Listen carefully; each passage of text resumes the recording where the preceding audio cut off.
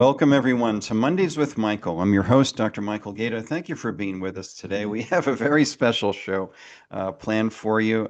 Just delighted we have a bonus guest who many of you are familiar with. He's one of the most frequent guests on the show over the last 6.5 years, and we are just delighted to have him here with us today. So I'm going to introduce him, and then we've got a special thing to do for him because it's a special day or week, and then we're going to go. So, and then I'll introduce also our other guests today. So, welcome to the show. This is an offering of the Gaeta Institute for Holistic Health Education. Our motto here, as with the Clinic for Chinese and Functional Medicine, is nature first, drugs last. If you haven't been with us before, our philosophy here is that pharma drugs are not bad.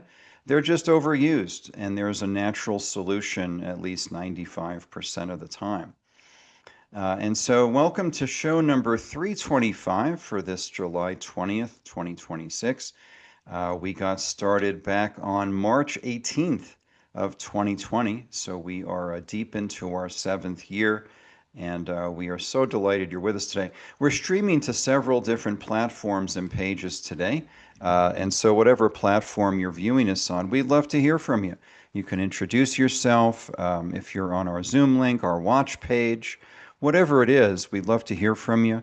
And we'd love to hear anything you'd like to share, articles, videos, blogs, insights, news, anything you wanted to share with the group. This show is devoted to two general subjects, although we do go off-piste from time to time, to use a Colorado skiing analogy, and we get into other topics. But our main topics are natural health and health freedom.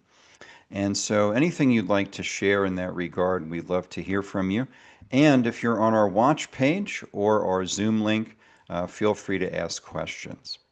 So we are just delighted today to have the presence of Dr. James Thorpe, who I'm going to introduce, and then I'm going to introduce his colleague, who many of you are very familiar with, who know and love him from his many appearances on the show and his ongoing work. But Dr. James Thorpe is a board-certified obstetrician gynecologist. He's a clinical specialist in maternal fetal medicine. He's the author of two books, most recently called Sacrifice, How the Deadliest Vaccine in History Targeted the Most Vulnerable. He's a retired major from the U.S. Air Force and taught for decades, as I did, as a clinical professor of medicine. So we are delighted to have Dr. James Thorpe with us today. And a warm welcome, James. Thank you for being with us today. Thank you so much for having me. Just be publishing my third book here in August. In Wow. God We Heal. Oh, I love that. Well, we're going to get into that. That was on my list for topics to speak with you about today. I think we're simpatico on several different subjects I'd like to explore with you today. But we're going to start with a kind of a little special event. Many of you know and love Dr. Clinton Ohlers, who is a regular guest on the show. He is one of my favorite people. He's done a remarkable work, courageous work, in telling the truth about the COVID scamdemic, the plandemic, and most recently is the U.S. representative for Safe Blood, which is connecting unvaccinated donors with folks who need blood who would like to receive uncontaminated blood. So it's a special time. This kind of life worked all this out beautifully, where Dr. Thorpe and Dr. Ohlers are collaborators. We're going to hear about that. But also, it's Clinton's birthday just a few days ago. And so, welcome, Clinton, and happy birthday. Thank you. Happy It's great, birthday, great to be here. Clinton. Hey, And thank you, so, Jim. that's wonderful. So, if you would all please unmute, if you're in a reasonably quiet area, we're going to sing "Happy Birthday" to Clinton. I'm going to scooch over to my first career over there at the piano, and we're going to sing "Happy Birthday" to Clinton, and then he's going to share some insights with us. He's taking time out of his vacation time, so we want to he's going to come on and share with us some important insights. But first, a little happy birthday. Make sure our settings are good. They are. Okay. How old are you, Clinton? I'm just telling people that I'm over 38. Okay. well over 38. I like to leave it at that. Happy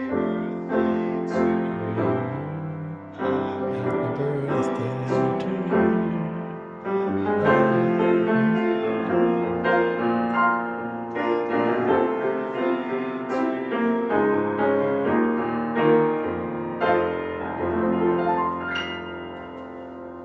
Holy smokes. Bravo. Well, thank you, Michael. It's not often that I get a birthday serenade by a, concert level pianist. So that's great. Thank you. Well, entertainment level pianist and church organist. So, and when I did concerts, it was my own concert. I wasn't playing with the orchestras or anything. But anyway, so glad you're with us. And I'm just going to let you two come on. We're going to bring both of you on to talk about. And Clinton, if you want to lead us off, you said you had some updates. There's an upcoming paper. You haven't been here in a few months. I'm sure there's been some developments you wanted to share. Oh yeah, well, great. Well, we are. We're really excited about this paper we've got coming up. Jim is the first author on, and it's really going to be powerful. It's looking at the evidence that we do have of what looks very strong evidence for injury through the blood transfusions, and we're putting that together. As you remember, when Peter McCullough was on end of February, one of his concerns was a lack of studies, right? Which is certainly a valid concern, and I think I predicted at that time that Peter's position, because I think it was on your show that he first broke that he said he was not really concerned about the blood supply. He did say that. Yeah, and one of his there was a gasp. For that was lack of studies, and the other was something he's recently changed his view on. Now, I answered his position in detail at a conference in Rhode Island, the Better Weight Conference, that was over just right around Memorial Day weekend, right there at the end of May. And so if people want to see that, I'll be publishing on that on our Substack, at Safe Blood Substack. And there I'll expand what we've learned since then. I had a great conversation after my talk with Peter personally. And, we just have the greatest respect for Peter McCullough. But one of the things that he had based his low-level concerns on were that he said, only about 1% of the population was getting the booster. And I disagreed with him on that at the conference. That conference, by the way, was hosted by Tess Lawrie's organization, the World Council for Health. It's a Better Weight Conference. If anybody wants to see it in replay, it's very inexpensive. They priced it to, really have anybody attend who wanted to. It's only like $30. And then I think with a Safe Blood coupon, capped Safe Blood 10, then, viewers get it for even less, for like $27. So it's a great way to support that organization, as an alternative to the, to the WHO. And so, and also that conference was just full of fantastic talks. Brett Weinstein led it off, along with Del Bigtree. I mean, there were just so many good presentations. But one of the things that, Peter had said that only 1% is getting the booster. And I drew on World Health, CDC numbers that said actually this past year 17.3%. Now, he felt that they're using surveys and not actually showing the real data.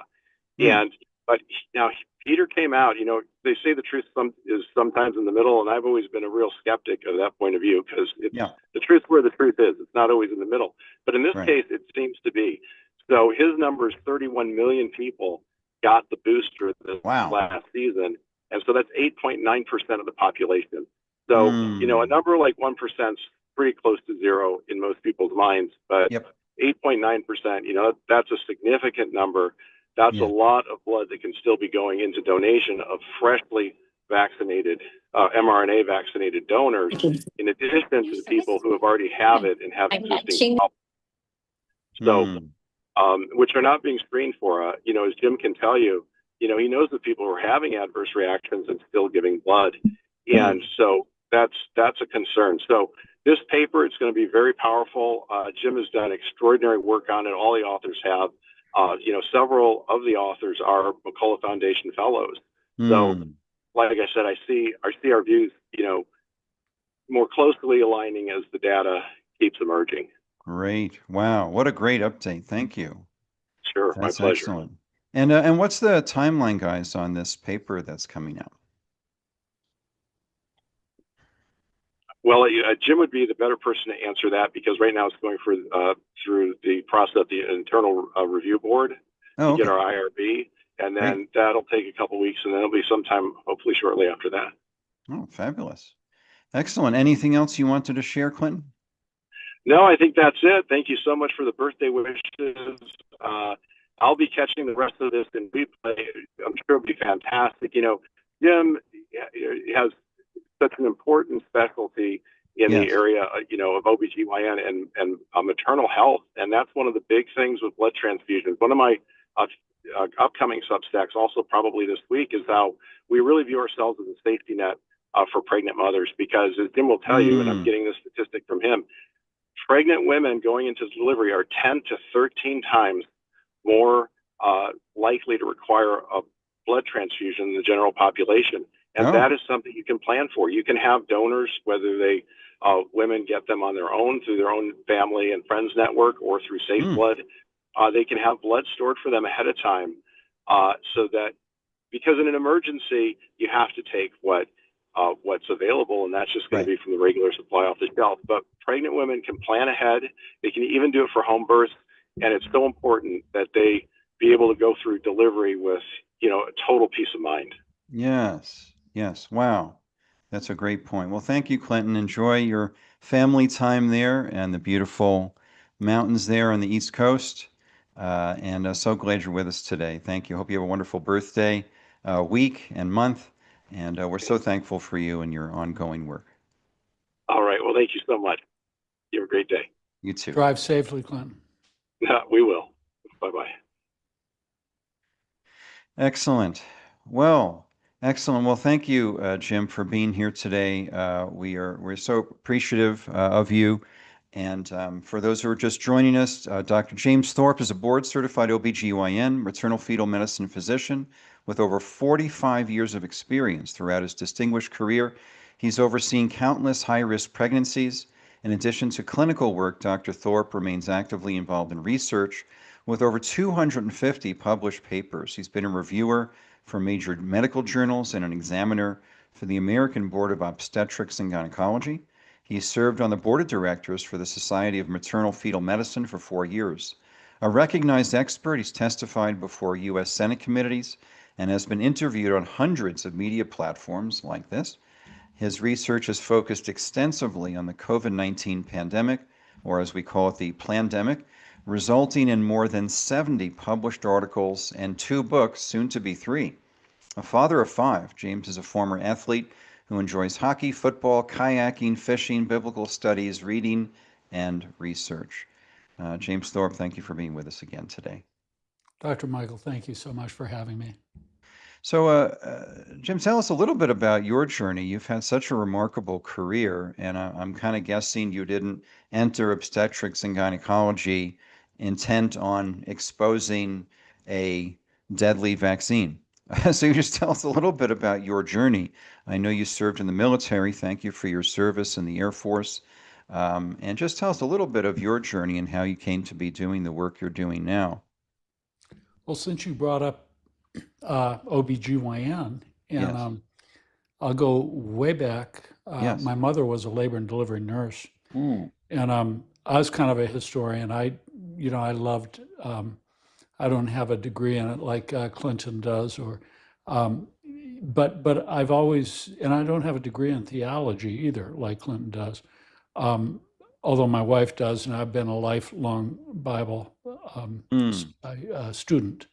But I can remember in my early years, my mother speaking about this physician by the name of Ignaz Philipp Semmelweis. And some of these may resonate with you because you may remember him in the mid-19th century, not that long ago, in which we didn't even understand germ theory, contagion, anything like that. And in Vienna, lying in hospital in some months, the death rate from what they called puerperal fever was as high as 50% in some months. And it Mm. turned out that he discovered that the physicians were infecting the patients. They were going Mm. from the autopsy room of patients that died of what they called puerperal fever, which is today would be termed endometritis, probably group Oh, A, okay. streptococcal endometritis. So they were infecting the patients and they were causing the patients, and he found the cure, which was hand washing with a lime solution. And he was Right. one of the first studies done. He showed that it decreased the deaths, but yet he was castigated, he was censored, he was Right. persecuted, maybe some believe killed, but died a horrible pauper, Mm. mocked and shamed. And it wasn't until, interestingly, about 30 years or 40 years after his death that he was claimed to be the hero of which he was. Mm. So I Mm. read that book, gosh, I think before I got in high school or in high Oh, school. wow. And I was very motivated by Dr. Ignaz Semmelweis. And Yes. so, but it was a horrible thing, but never in my life did I ever realize that 50 years later or so, 40 years later, that I would be involved in a much greater disaster globally against Mm. pregnant women Mm. than was Ignaz Philipp Semmelweis. Mm. That was just limited to, his general area. Right. But little did I know. So yeah, I think that first of all, I really don't want to be looked at as an anti-vaxxer, because the Sure. truth of the matter is, yeah, I was brainwashed in medical school. And, the only thing we learned in medical school about vaccines was we had to memorize a schedule and told that it saved lives, millions of Mm. lives, period. Wow. We didn't learn Wow. anything about nutrition either, interestingly. Mm. But we learned a lot about drugs and chemotherapies, but Right. nothing about in depth about the potential harms of the pharmaceutical industry. So, Right. and as a military veteran, I've received more vaccines, and honestly, and I regret this, I've pushed vaccines earlier in my career, Sure. even in pregnancy, up until after the turn of the century. Mm. So I became very concerned. What really concerned me was my false idols were the major medical journals. And, I looked Oh, up to the New England okay. Journal of Medicine, and I looked up to JAMA and Yes. Lancet and the British Medical Journal. Right. So these are the four most influential medical journals in the world: the Mm. Lancet, Yes. JAMA, a British Medical Journal, and New England Journal of Right. Medicine. And The Halo journals. Yeah. and so at the turn of the century, we have, this is 26 years ago now, we have Mm. Arnold Rellman, who was an editor-in-chief of the New England Journal of Medicine, and we also had Marcia Angel, who was an editor-in-chief, and both of them stated in no uncertain terms that the New England Journal of Medicine was terminally, corporately kleptocratic institution entangled with the pharmaceutical industry. They were nothing more than a mouthpiece. Mm. And it wasn't just those two gentlemen. You got the same from Lancet. You have noted on this Richard slide. Horton. Thank you for bringing it up. And you have same thing with the British Medical Journal. So, and if that's not bad enough, you have the article that was published by Wen and colleagues, David Dan Wen, on October 10th, 2024, Right. which is astounding. And hats off to JAMA for publishing it in a JAMA network form. But Wen and colleagues, they found by matching the published public payments with matched reviewers from the four major medical journals that I mentioned. I just aforementioned them. BMJ, New England Journal of Medicine, Lancet, and JAMA. In just 3 years, 2020, 2021, and 2022, in Right. just the United States of America, these reviewers received over $1.06 billion, Mm. Dr. Michael. So, In the you know, US. very concerning, right? Wow. And So, James, just explain to us a bit for our audience, what does peer review mean and how does that work? so a peer-reviewed journal, like the journal, Clinton and I are going to be publishing in, and Yes. actually we're publishing 2 separate articles on the Mm. contamination of blood. Wow. A peer-reviewed journal is a journal that is refereed, and you submit it to the journal. The editor looks at it, assigns referees. The referees will determine what they'll recommend edits or rejection or publication. And I've reviewed hundreds and hundreds and hundreds of journal articles. I've even reviewed for the New England Journal of Medicine. I wasn't a regular reviewer, Mhm. but in my area of expertise, I was asked to review some articles. I never received any payments. So that's what a peer-reviewed medical journal is. So we don't As know who the reviewers are or if there's a financial conflict of interest. no, they're blind. They're blinded. Oh, So okay. they're Okay. typically blinded. So you were a national board examiner for American Board of Obstetrics and Gynecology. You published, well over 100 peer-reviewed papers and abstracts. You ran a series of randomized trials on newborn brain hemorrhage prevention. When you published these papers, did you know who was looking at them? No, Okay. no, they're blinded reviews. Okay. Okay. So, if that's not bad enough, never mind, don't believe me or Dr. Jim Thorpe or even necessarily Dr. Michael, impugning the credibility of the medical journals, which is a scam. But I would urge you to believe the editors in chiefs of those journals. Right. And I would urge you to consider the article by David Dan Wen and colleagues impugning the horrible concerns of payment, quid pro quo, if you will, Right. payment by the stakeholders.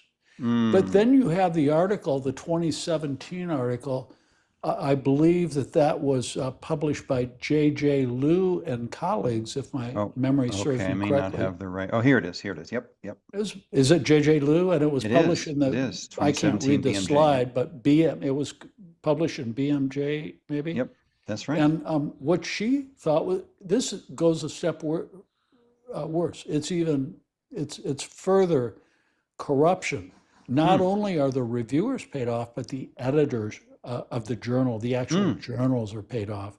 And you can see some numbers on there, the mean payment. So Yes. this is just a racket, and this is just one of Wow. many rackets. And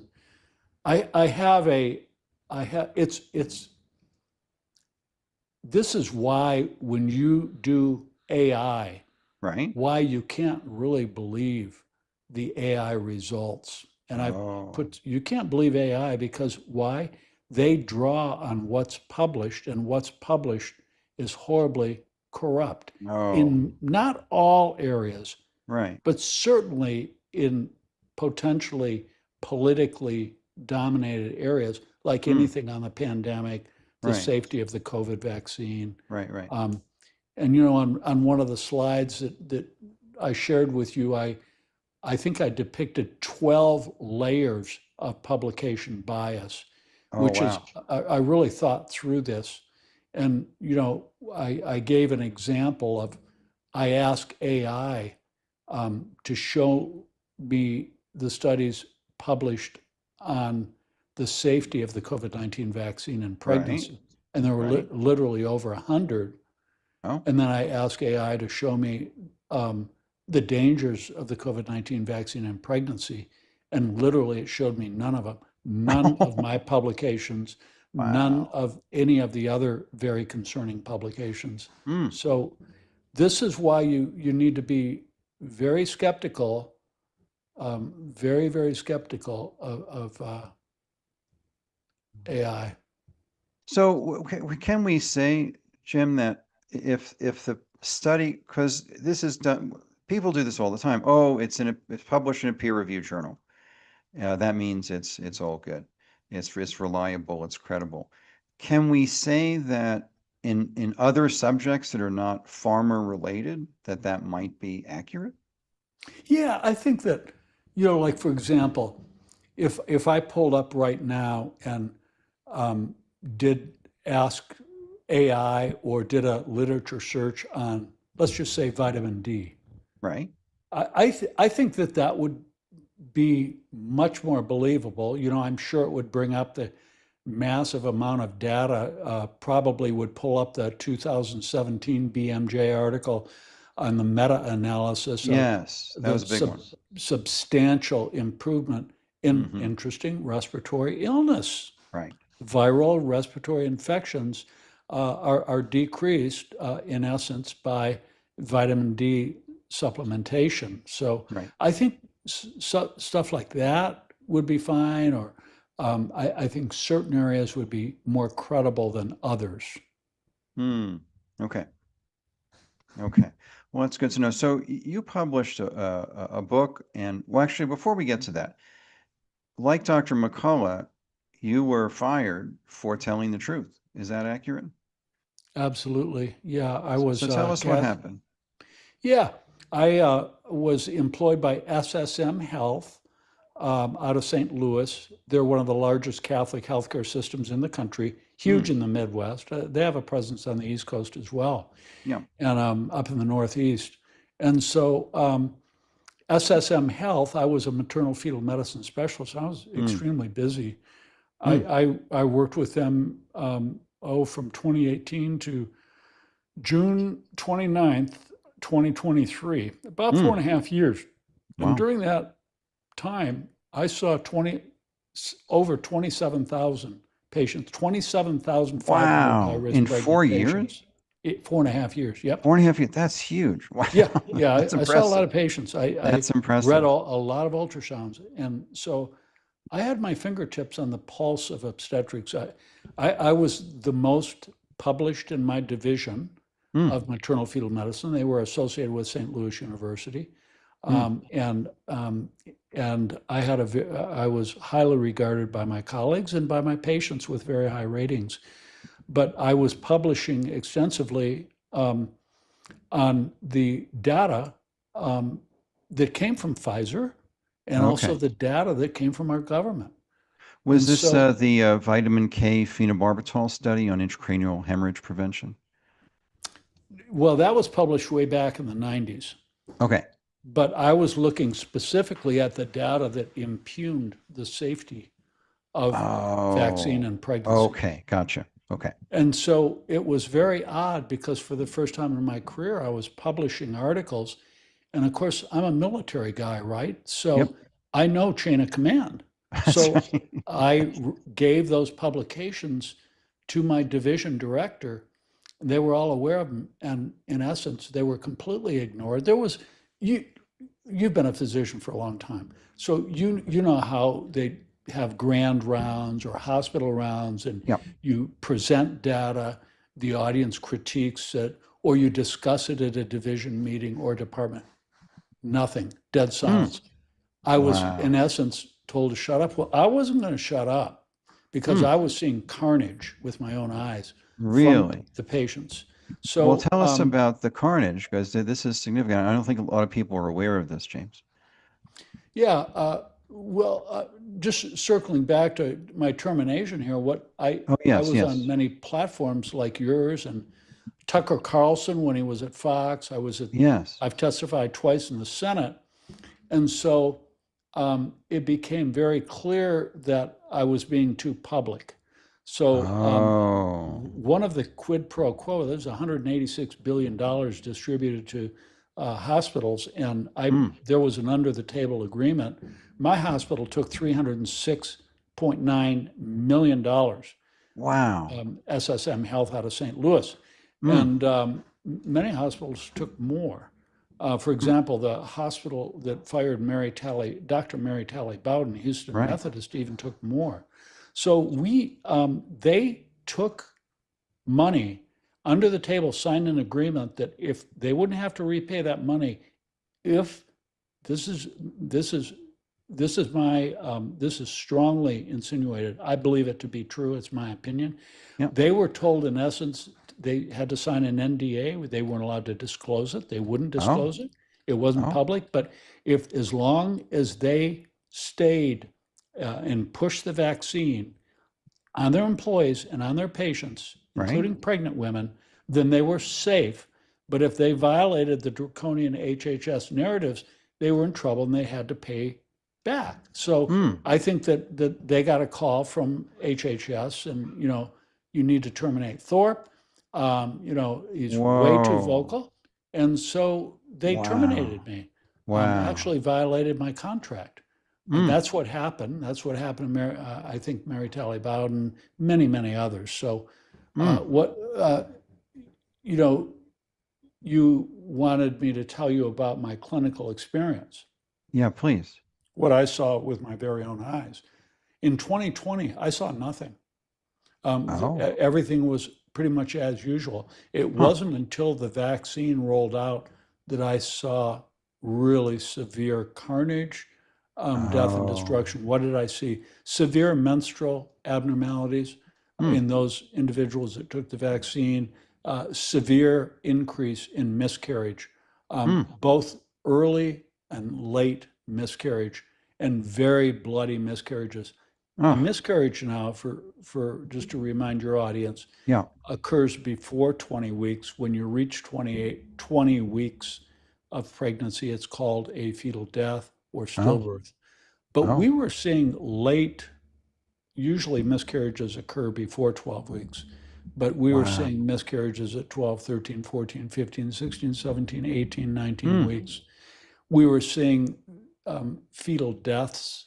I was seeing cervical insufficiency. In other words, the cervix opening up, weakening the membrane, allowing the membranes to come through to the birth canal or get infected, thereby delivering a preterm baby or a baby that cannot survive at 18, 19, 20, 21, 22 weeks.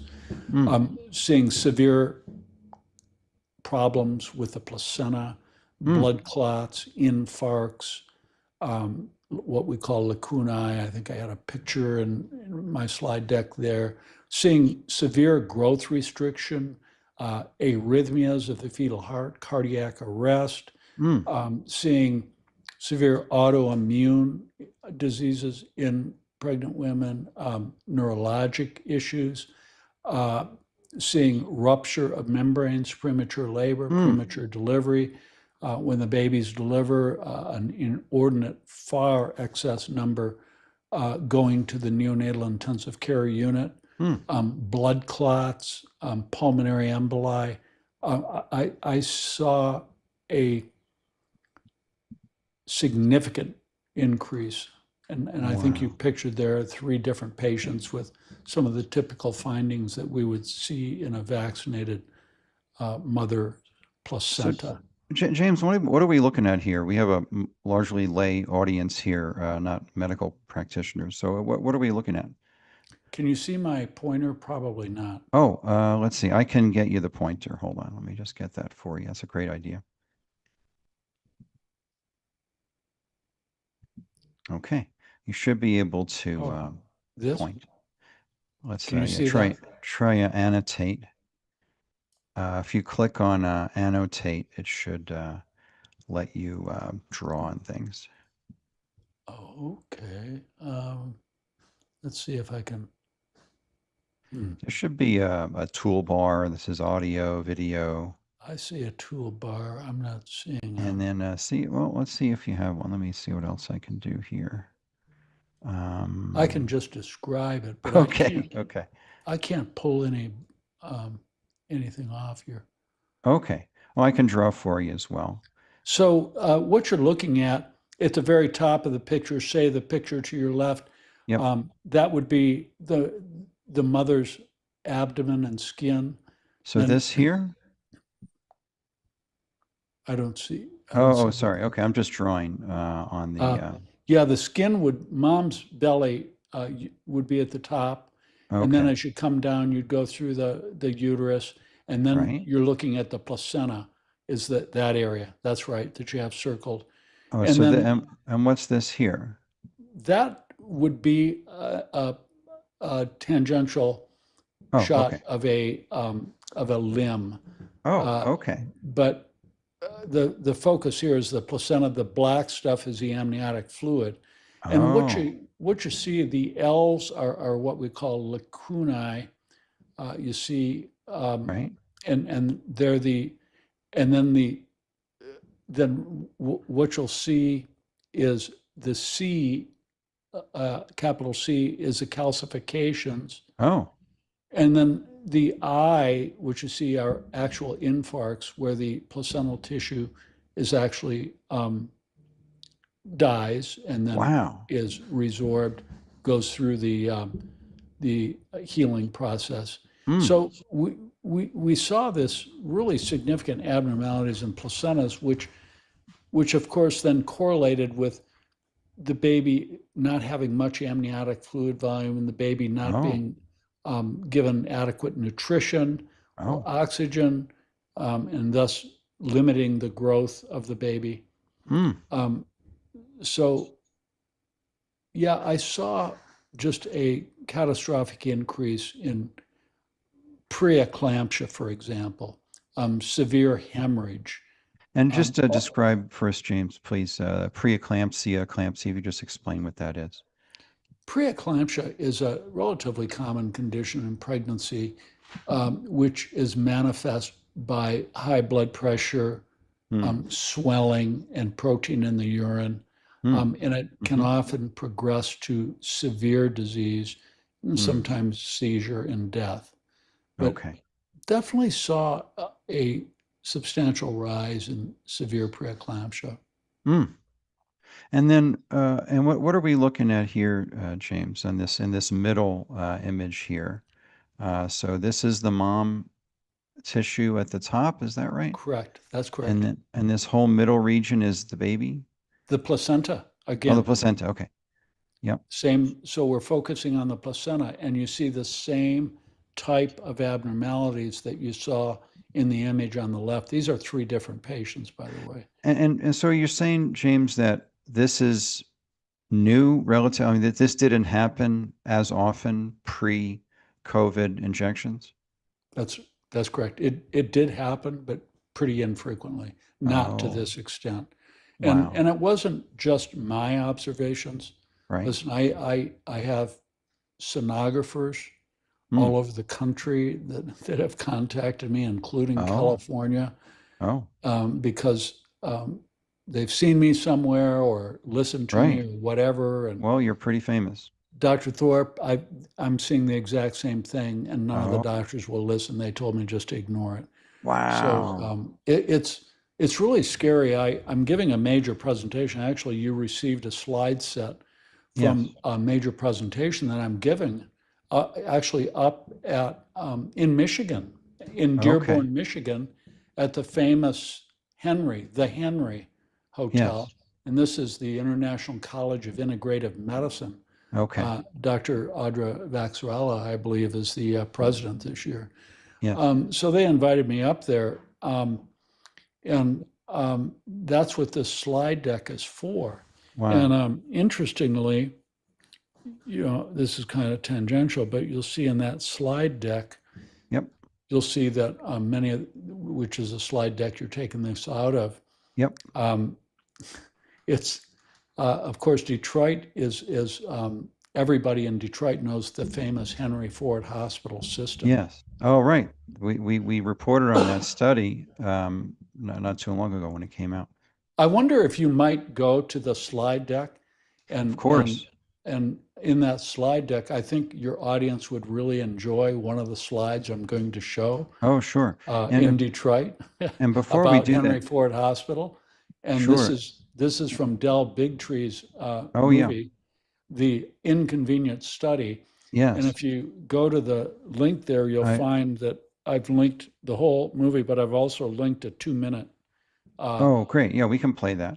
Before we jump over there, James, it looks like this is on the right, a little bit of a different view. What are we looking at here? Okay, so over here, you're seeing the placenta is in a different location. The Okay. placenta is over to the, as you're looking at it, to the right side of the uterus. So that would actually be the left uterine side wall. That's correct. Okay.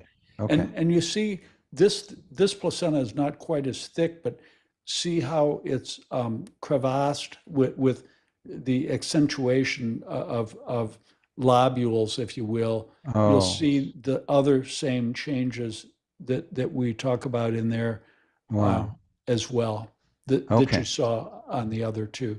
The And black this is the amniotic fluid. amniotic fluid. This is an infarction and the lacunae.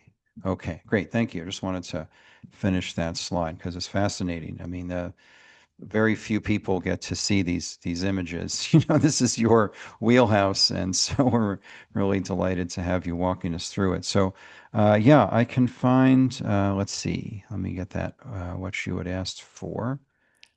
Because I'm sure the audience, and by the way, while you're looking for that slide, that should be up, you know, on the top dozen slides or so. It's more at the beginning.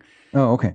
And while the audience, while we're waiting, you know, I'll just tell the audience, anybody that's around in September, I believe this is a Friday, September 18th, and Saturday, September 19th, come and join us. It's going to be a large Great. meeting. There's going to be lots of excellent speakers. I think Del Bigtree is probably there, Aaron Seary, and many others. Oh, wonderful.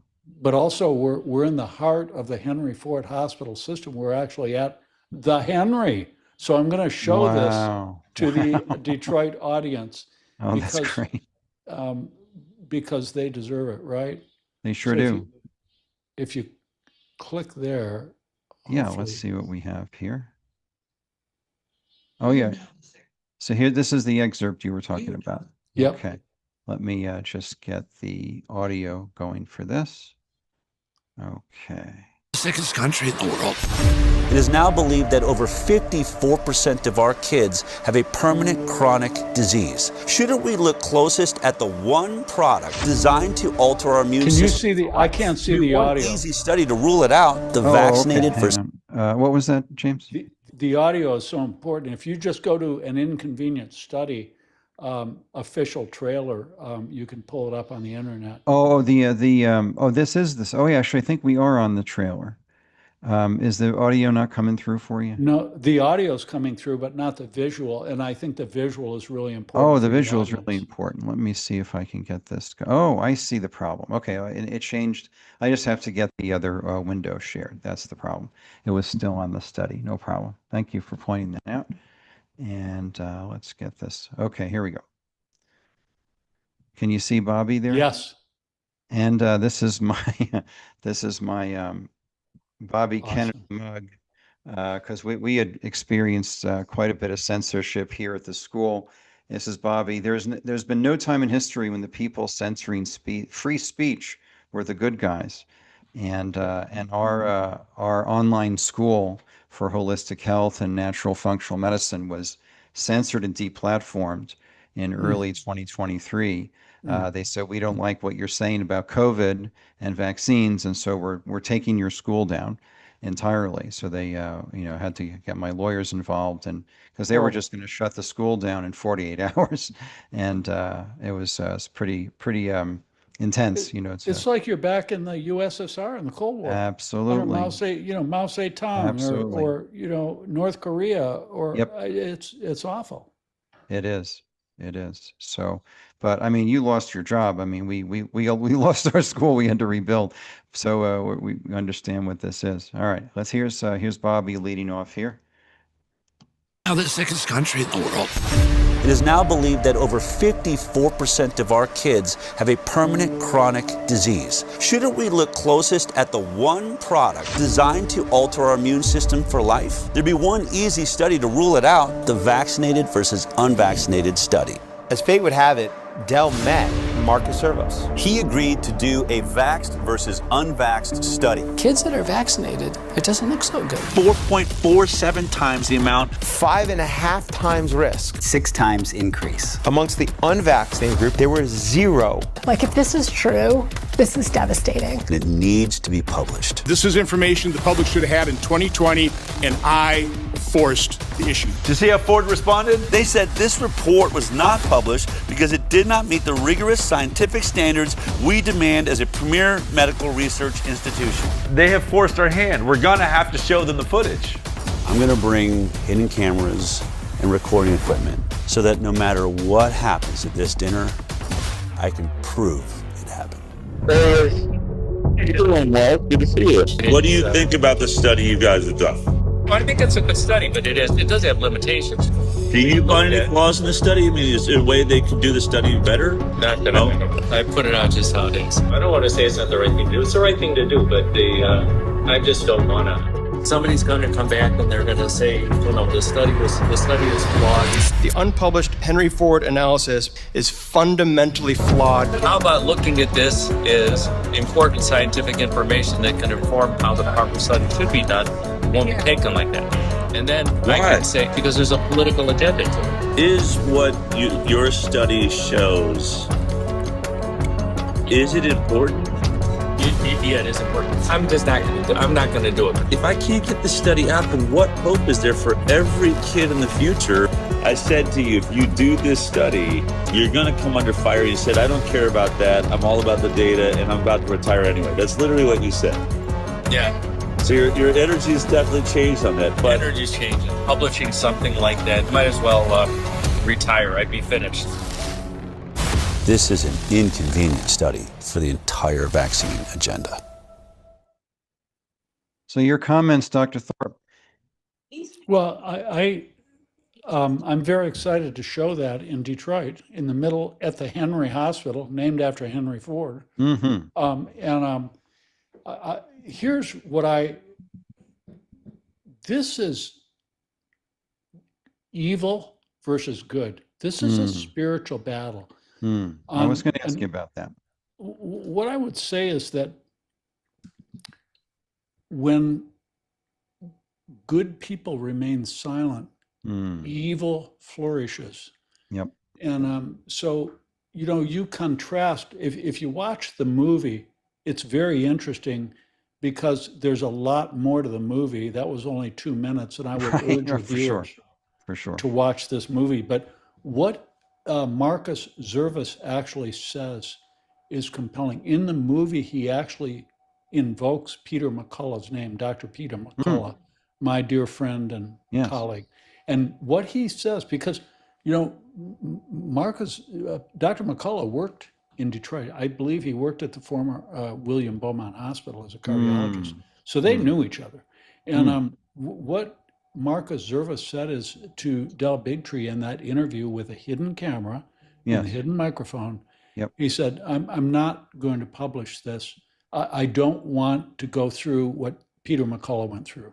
Oh. So can you imagine that? It's just, here you have Dr. Peter McCullough, you know, I'm going to put on the right hand, okay?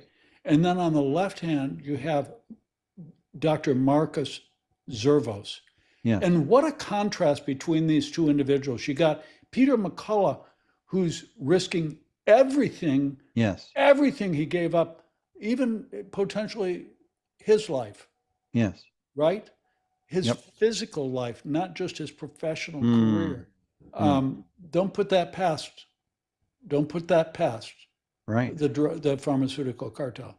And then on the other hand, you have Marcus Zervos that promised Del Bigtree he would publish it no matter what the results, and then saying, okay, no, I'm not going to publish it, or I might get fired.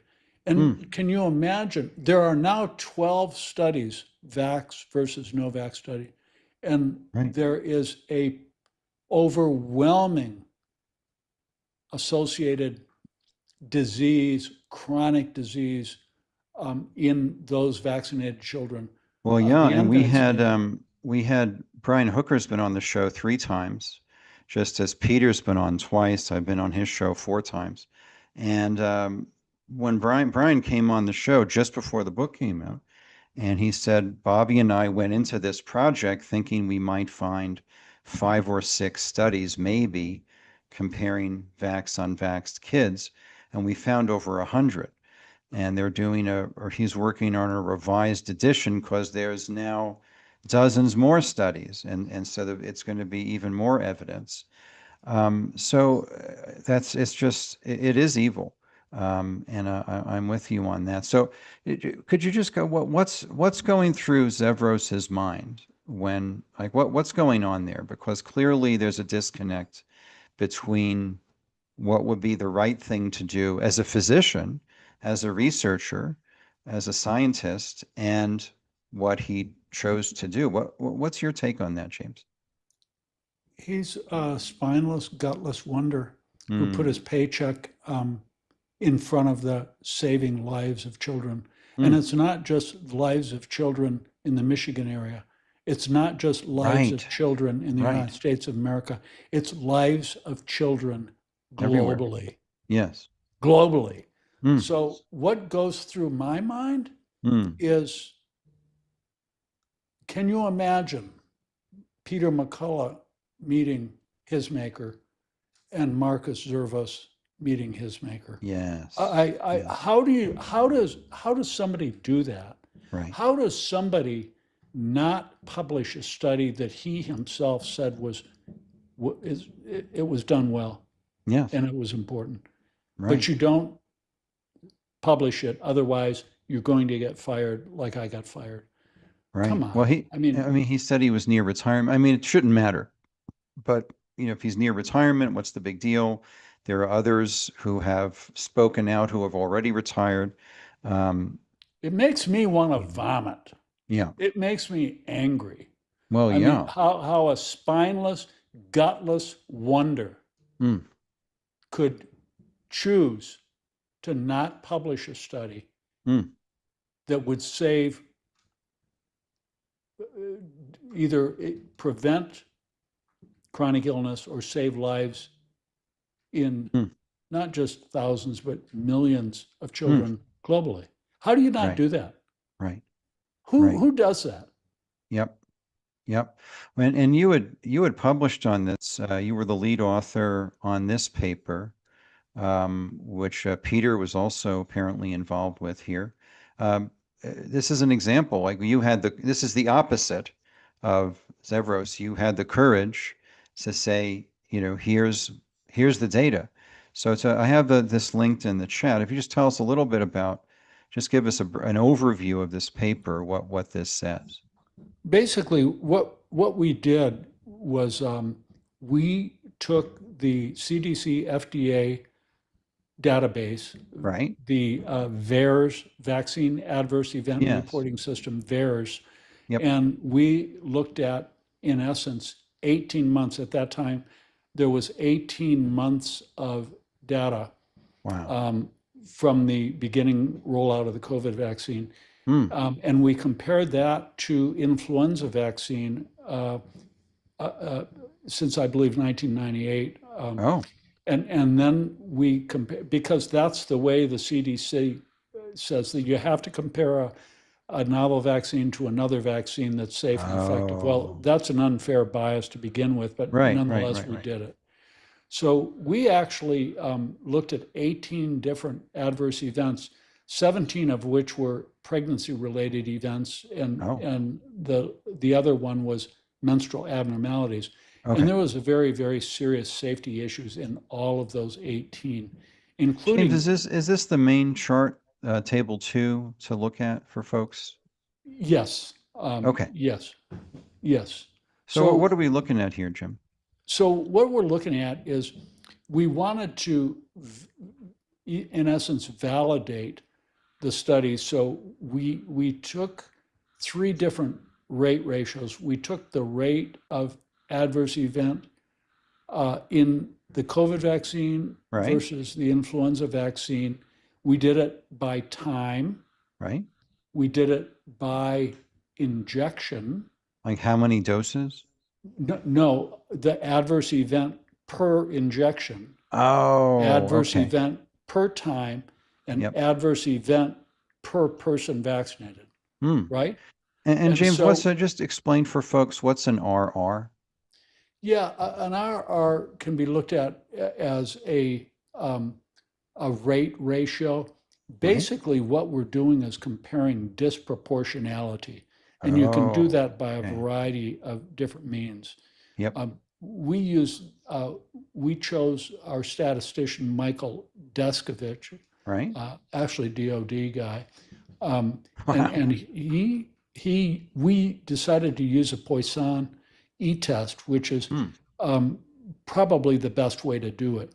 But there are many different ways but the important finding in this paper was that every single one of those 18 adverse events showed a very significant safety signal.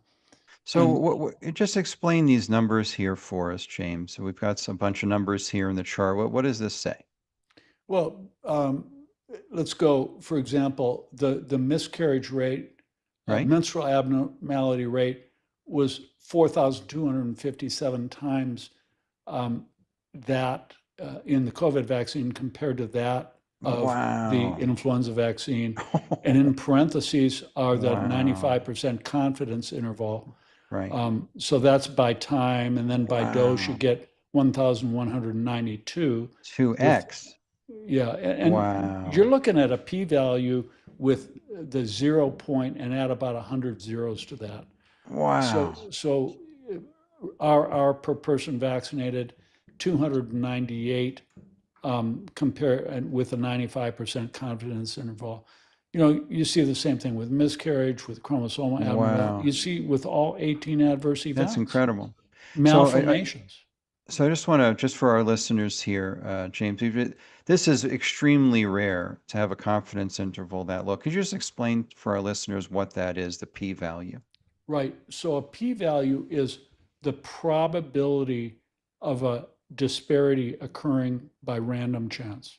And we use a p-value of 0.05, Right. or that's 5%. If it's below that, it's very unlikely it would be due to chance. Right. But these p-values aren't 0.05. They're like 0 point at about 100 zeros, right? So, but importantly, it corresponds exactly with what I saw with my eyes, my own eyes. Wow. It's incredible. I think it's important for the listeners to back up. This isn't the first publication on the VAERS database and pregnancy outcome. If you go to my letter to the American Board of Obstetrics and Gynecology, Sure. you'll find 3 graphs there. Oh, okay. But on September 27th, and maybe you should pull that email Yep. Yeah, up, happy to. Yep. that email that was sent out from the American Board of Obstetrics and Gynecology to over 62,000 OBGYN docs. And this is really important. In essence, this email, September 27th, 2021, basically threatened every single obstetrician, not just in the United States of America, but also in all 6 provinces of Canada. And there's the email. Now, they've subsequently taken it down, but if you read that really carefully, basically they invoke, who do they invoke? They invoke the Federation of State Medical Boards. In other words, you'll lose your license in all the states. Whoa.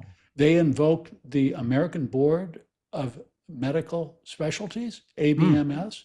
They invoked ACOG, American College of Obstetricians and Gynecologists. Wow. They invoked SMFM, Society for Maternal Fetal Medicine. And basically, you deviate, you spread misinformation, you're gone. We're going to take away your accreditation, and we're going to take away your licenses. And so, I was I was an examiner, as you alluded to. And I said, this will not stand. And at that time, Dr. George Wendell was the executive director of the American Board of Obstetrics and Gynecology. And I made contact with him. I called him up and I told the officer, I want to talk to him. This is wrong. You got to retract this. This is communism. This is Mao's fascism. China. Yeah, this is North Korea. Yeah. You don't do this. I've never seen anything like this. And there's no data. The data that is linked there was to nothing except a rag page, MedPage or one of these goofy things, not even written by a doctor, written by a paid off journalist for MedPage, right? So closely associated with University of Alabama, nothing. There was nothing in there substantial. So George basically threatened me and said, basically, shut up or you're going to lose everything. I said, we'll see about that. Wow. Well, he wasn't very happy because, I borrowed their logo, their cute little logo there, and as I did with ACOG's logo and SMFM logo, and I put it next to a really big, beautiful, bright red hammer and sickle, and passed around social media. They didn't like that, and so I got to look immediately. So the first publication was, since they refused to let me talk to them, I published the James A. Thorpe open letter to the American Board of Obstetrics and Gynecology on January 12th, 2022. And in that analysis, you'll see those three graphs. I did a VAERS analysis of obstetrical issues of just 10 months after the vaccine was rolled out. And you should pull those graphs up because they're quite stunning. And this was 10 months, only 10 months. This was in the fall of 2021 after that letter. So see, where am I going to find that, James? You'll see the graphs. That should be kind of in the middle. There's three beautiful. Oh, okay. It's in the deck. Okay. Let me go get that. Yeah, red bar graphs in that deck. Yep. Oh, here it is. Okay. Got it. So And I just want to, before we scooch over, and we're going to head over to that in just a minute, I just want to make sure for our listeners, they understand what you found in this study. And then we're just going to underline it. Yeah. This is Dr. Thorpe's study, co-authored. He was the lead author. Peter McCullough is also involved in this study. What this number means is, and correct me if I'm wrong, James, that folks who received one of the COVID injections, what we call the genocide jab, were 4,257 times more likely to have a menstrual abnormality than folks who received a flu vaccine. And folks who received a COVID injection were 177 times more likely to have a miscarriage than folks who received a flu vaccine. Is that right? That's absolutely correct. That's incredible. I mean, that's absolutely incredible. And Jane, what's a cystic hygroma? Cystic hygroma is a relatively unusual malformation. Okay. That we will see at about 12 weeks sometimes. Sometimes earlier. 135 times more likely to have a stillbirth than a flu shot. I mean, this is evil.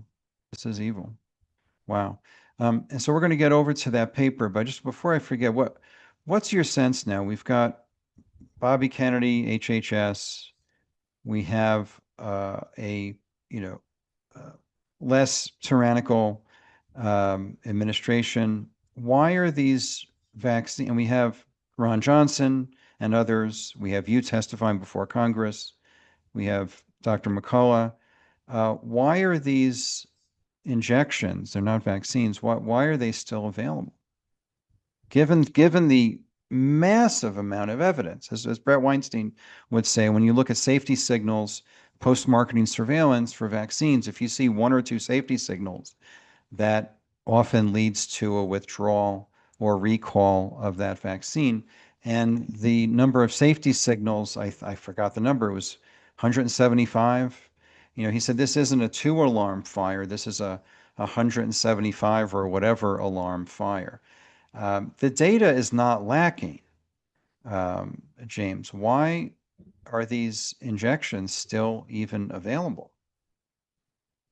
Well, it's a very simple answer. Okay. He who pays the piper calls the tunes. Oh, Now, okay. understand, let's just look at the pharmaceutical industry globally. Right. You're looking at a $1.7 trillion gravy train globally. Now, let's compare and contrast that with the illegal, like Medellin cartel, illegal drug global revenue. It's $0.5 trillion. Stated differently, there is 3.4 times the revenues per year from the pharmaceutical cartel compared to the illegal drug cartel. So then my obvious question is, or answer would be that this is the beast system. How you can't defeat that. I'm sorry. Trump has faltered. Sure. I'm not trying to bash POTUS. Right. I am a disabled veteran. I signed on the dotted line to give up my life for this country. And so this is the president of the United States that I voted for 3 times, but yet he has, in essence, stabbed us in the back. Right. Why? You know, we took 2 or 3 steps forward earlier this year. Yes. We put in, Bobby Kennedy put in a new ACIP committee, all of whom I had great respect for. We made changes in the childhood vaccine schedule that were more on par with our peer nations. Yep. Everything was taken down. Trump, in essence, allowed everything to be reverted. So, you know, we made a few steps forward, and then we took 10 steps backwards. And Trump allowed that. He owns that. So why did he do that? Because Trump is all about deals and money and power. It's exactly what he did with AI. He put those massive AI. He cannot, you know, this is a president who had Borla, the butcher, in the Oval Office and smiled and congratulated him with Bobby Kennedy. Right. So it's all about money, the beast system, power and control, $1.7 trillion. They own everything, including the journals. And what do you think's happening with Bobby now? He's not one to get pushed around by financial interest. He's sued many of these companies before. He's sued all the government agencies. He's now overseas. What do you think is happening there with Bobby? Just your opinion. I can't get inside his mind, and I don't know him, but here's my take. Yeah, just your I opinion. think that Bobby has a very pure heart. Yes. And I believe that he knows the truth. And for sure. I have my utmost respect for Bobby, but they've, in essence, castrated him. They've cut his legs off, and he's not able to do anything. And I don't know if this is by Trump himself or by Trump's handler, the lady that does all his handling and making all the decisions. Susie Wiles. What's her name?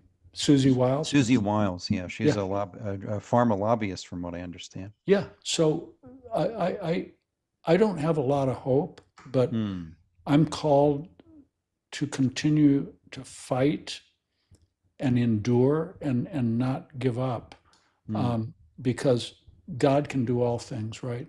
Yeah. God can do all things. That's right. But this isn't looking really good for us. And I want to get over to those slides that you indicated a minute, but this is important to me personally. We talk about this on the show pretty regularly, that what's playing out as a spiritual battle. And you've written about this. I think this, let me know if this is your article, Jim, but I thought it was wonderful, and wanted to know if you could comment on this. First of all, is this you? This is me from a long time ago. Yeah, This is, yeah. and I, This is 3 years ago. that was from my Substack. Yeah. And I haven't read that, and I was locked out of my Substack, so I haven't been able to get back on it and Wow. publish. But your take on, you mentioned the beast system, and that this is a, biblical spiritual war. We're both, in the Christian faith. What's your take on what's happening from that larger perspective? Well, I find I'm not a prophet, and I don't have visions or dreams, and God hasn't spoke to me. I only know, I don't have any out-of-body experiences or anything like that. I don't hear God talking to me or anybody talking to me. I know a lot of people have those gifts, but I don't. But what I have is faith and knowledge of God's word in the Bible. And I know Isaiah 46, where God says, there is no one like me. All the other gods are fake, including Allah, who is demonic, fake. But all other gods, there's no gods that can tell the end from the beginning, except me. And he has told us the end from the beginning. And in the end, God wins, Jesus Christ comes back, and the truth prevails. Now, I have no idea what the timeline is between where we are right now and when that time is. I don't think any man knows that, but I think we're very close. And until, this gets into just my own opinions of the Bible, but fine. There's been a convergence of fulfillment of biblical prophecy in the last, never mind the last 50 years, the last 10 years. And I think some of these prophecies have a shelf life. So I could rattle them all off, but we're not here to talk about that. But I do believe that we are getting very, very close to Daniel's 70th week. I believe that Trump is paving the road for the Antichrist. I do not believe Trump is the Antichrist, but he is paving the road for the Antichrist. I think there's I find it interesting. I think there's a very good chance that the Abraham Accords, this is just my opinion, I'm just taking a guess. I believe that the Abraham Accords is referred to in Daniel 9:27, which marks the onset of the 7-year tribulation. Because what does Daniel 9:27 state? He, speaking of the Antichrist, will confirm a covenant with many. He uses a word, the Greek word, Greek is confirm. It's not make. He's confirming a pre-existing covenant. I think the pre-existing covenant could be what Trump is doing right now.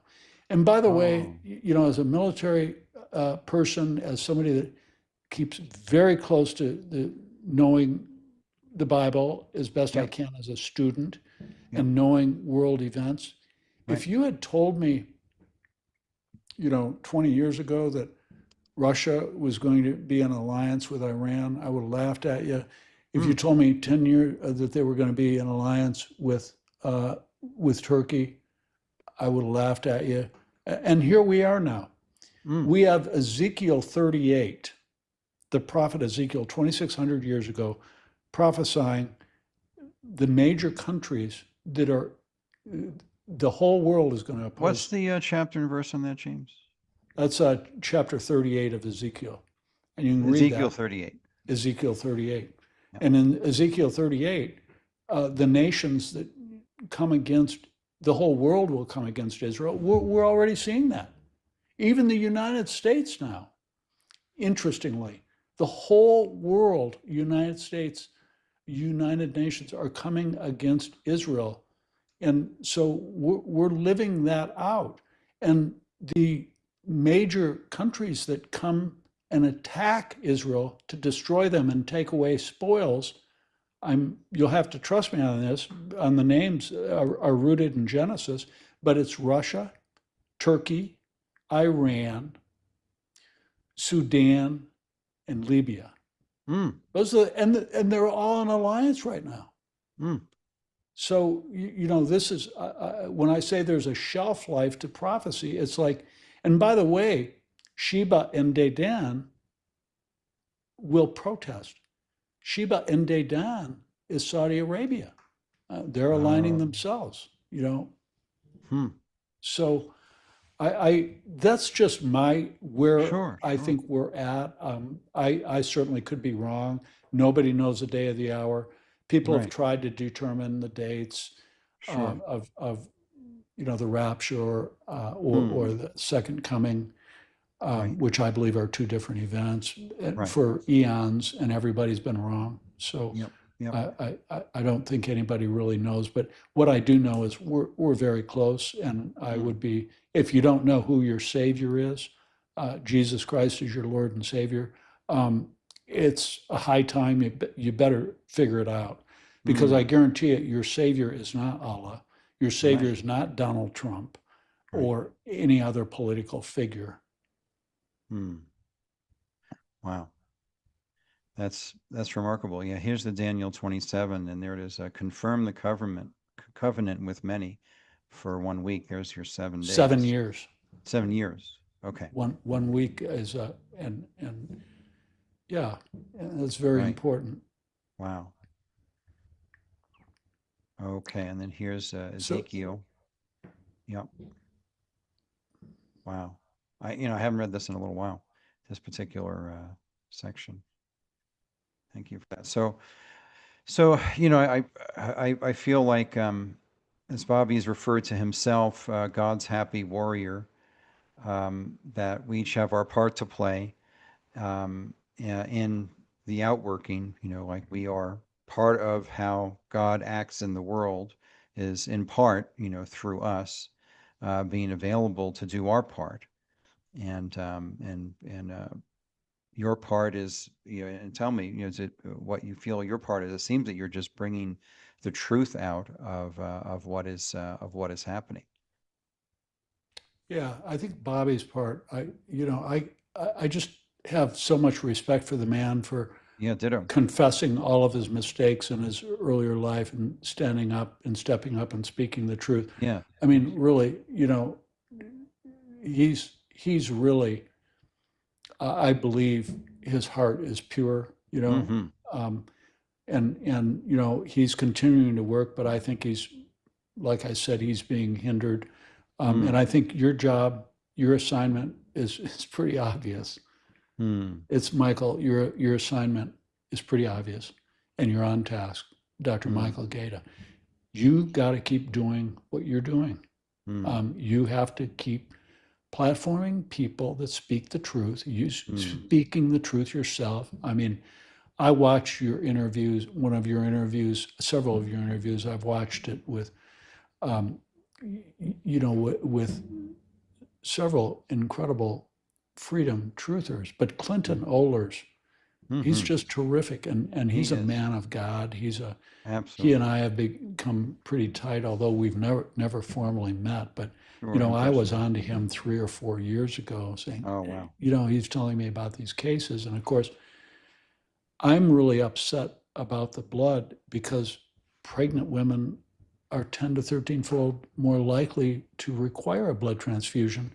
And then the other concern is not just the blood, but remember that we use the product RhoGAM, RHOGAM. Right. And people forget that RhoGAM is from pooled plasma. So RhoGAM, one shot, 3.5 ml in the buttock of a pregnant woman, is derived from thousands, if not 5,000 blood donors. So you're being exposed to 5,000, 3,000 units of blood with one shot.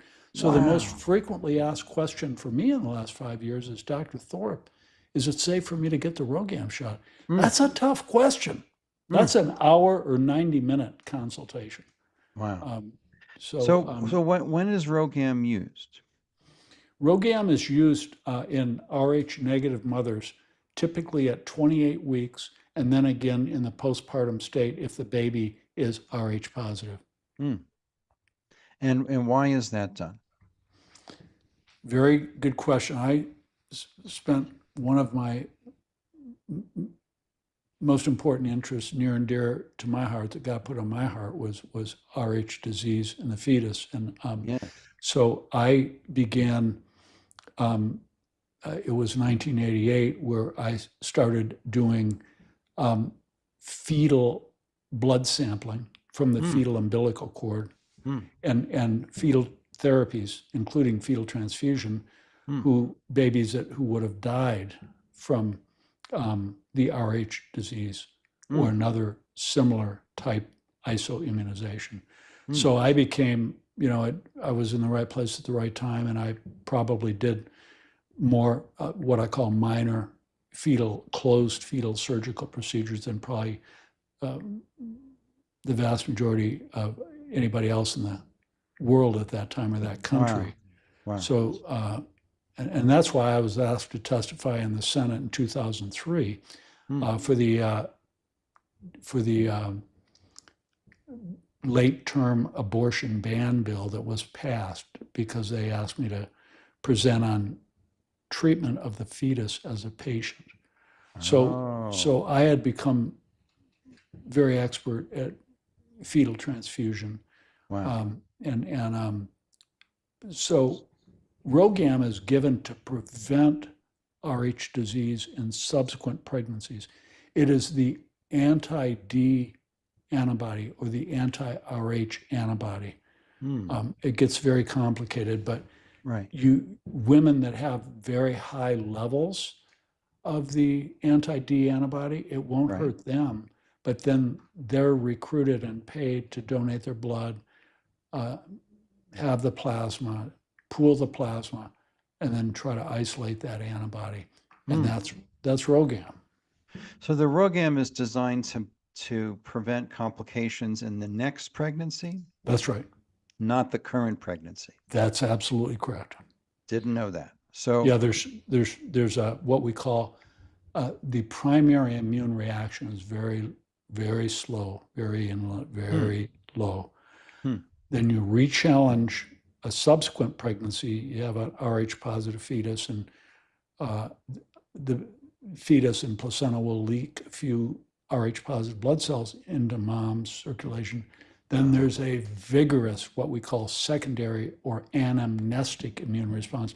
Those antibodies shoot way up to the ceiling and cross the placenta, cause hemolysis and severe anemia and death in the fetus.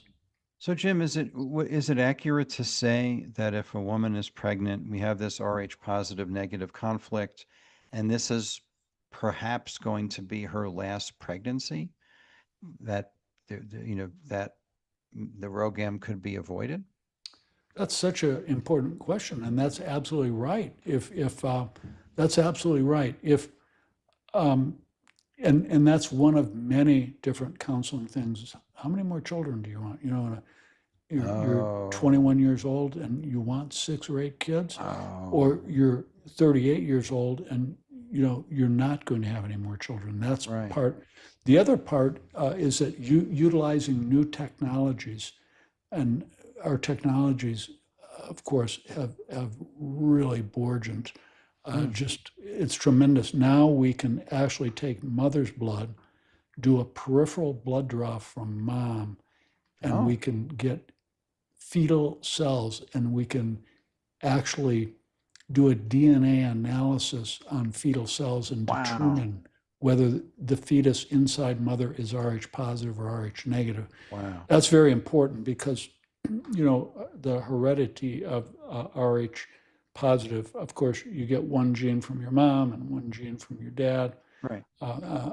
But dad can have an Rh positive gene and an Rh negative gene. He's still going to be Rh positive, but baby will have a 50% chance of being Rh negative, depending on which lucky sperm meets the ovum. Yeah. Wow. So the RhoGAM question is pretty significant. because of the potential issues with the blood supply and aggregating blood contribution from thousands of moms, it sounds like, to create the RhoGAM shot. Okay, so that gets us into the thing you wanted to talk about next, which was the blood supply. And you wrote this, what I thought was an awesome letter, wow, to ABOG. And just walk us through this. This is, I thought, very significant. Sure. So If this this is was the thing you wanted to do. This was my response to the American Board of Obstetrics and Gynecology, since Dr. George Wendell, the executive director, wouldn't speak to me. Yeah. I wrote them a very eloquent, very kind letter pointing out, I think it was a 13-page letter or so, but it was actually 98 pages because I included, think about this, get this, I included 1,019 peer-reviewed medical journal references in just 12 months documenting death and injuries from the COVID-19 vaccine. Wait, how many references? 1,019 in just 12 months. And that's why it's a 98-page letter. Wow.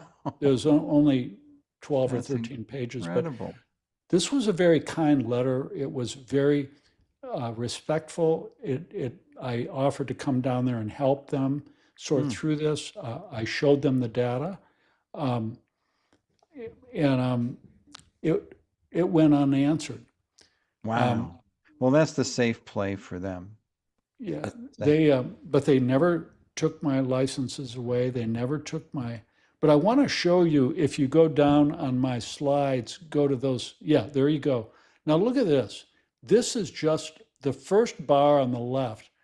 This is the deaths from the vaccine, associated with the vaccine, in just 10 months. Wow. There were 20,244 deaths in just 10 months. Wow. Now you compare that with all other vaccines combined for 30 years, there are only 9,405. You compare it to all influenza vaccines for 30 years, only 2,072. You compare it to all pertussis vaccines, only 1,238. This is a safety signal screaming at you. And remember that VAERS captures only about 1% according to the publication of Harvard Pilgrim's Health System. That's right. So, you can multiply that. That's not really, you're looking at over 2 million deaths in 10 months. So how can this be safe for pregnant women? Now go on to the next slide. By the way, on this slide, I want to point out, I put p-value as less than 0.0001. That's amazing. But there's hundreds by statistical convention. That's what we don't. But a z-score is 127. Yep. You're looking at 120 standard deviations, 127 sigma. You're looking 10 to the 127th power. You have no idea. That's getting close to the number of atoms that make up the Earth. I mean, it's ridiculous. So, right? James, one more time, just in lay terms, what is the z-score again? Z-score is the way that clinicians will denote a standard deviation, which is either positive or negative. So, like, for example, typically we talked about a p-value of 0.05. Yeah. That would be 2 standard deviations above or below the mean. So z-score would be equivalent. And we use this in all type of like, for example, ultrasound measurements, when we would take an ultrasound of the size of a valve in a fetal heart. We would look at, it's got a z-score of 1.8 or minus 1.8. Well, that's normal. That's within normal limits. But if you have a z-score that's, at 3 or 4 or minus 3 or minus 4, that's something that you want to look at. This is 127. Yeah. Yeah. Wow. So now here we're looking at pregnancy losses, miscarriages, and fetal death. We again see this, and this is a Z-score. By the way, this is Z-score of 51. This is only comparing the COVID vaccine to all other non-COVID vaccines, all others combined. So you're looking at 2,737 pregnancy losses in 10 months, just in 10 months, compared with 1,965 for 30 years. You compare it to only 363 pregnancy losses associated with influenza vaccine in 30 years, only 136 pregnancy losses compared to the for 30 years. So this is like the board of directors that all got this, and it's published. It's out there for everybody in the world to see. January 12th, 2022. No wonder why they didn't have me come down, right? Because they can't defend this. That's the safe play. Say nothing. And then you go on to the third slide, kind of the same format. The same format there, except we're looking at fetal malformations. See, So, Jim, just explain what a fetal malformation is.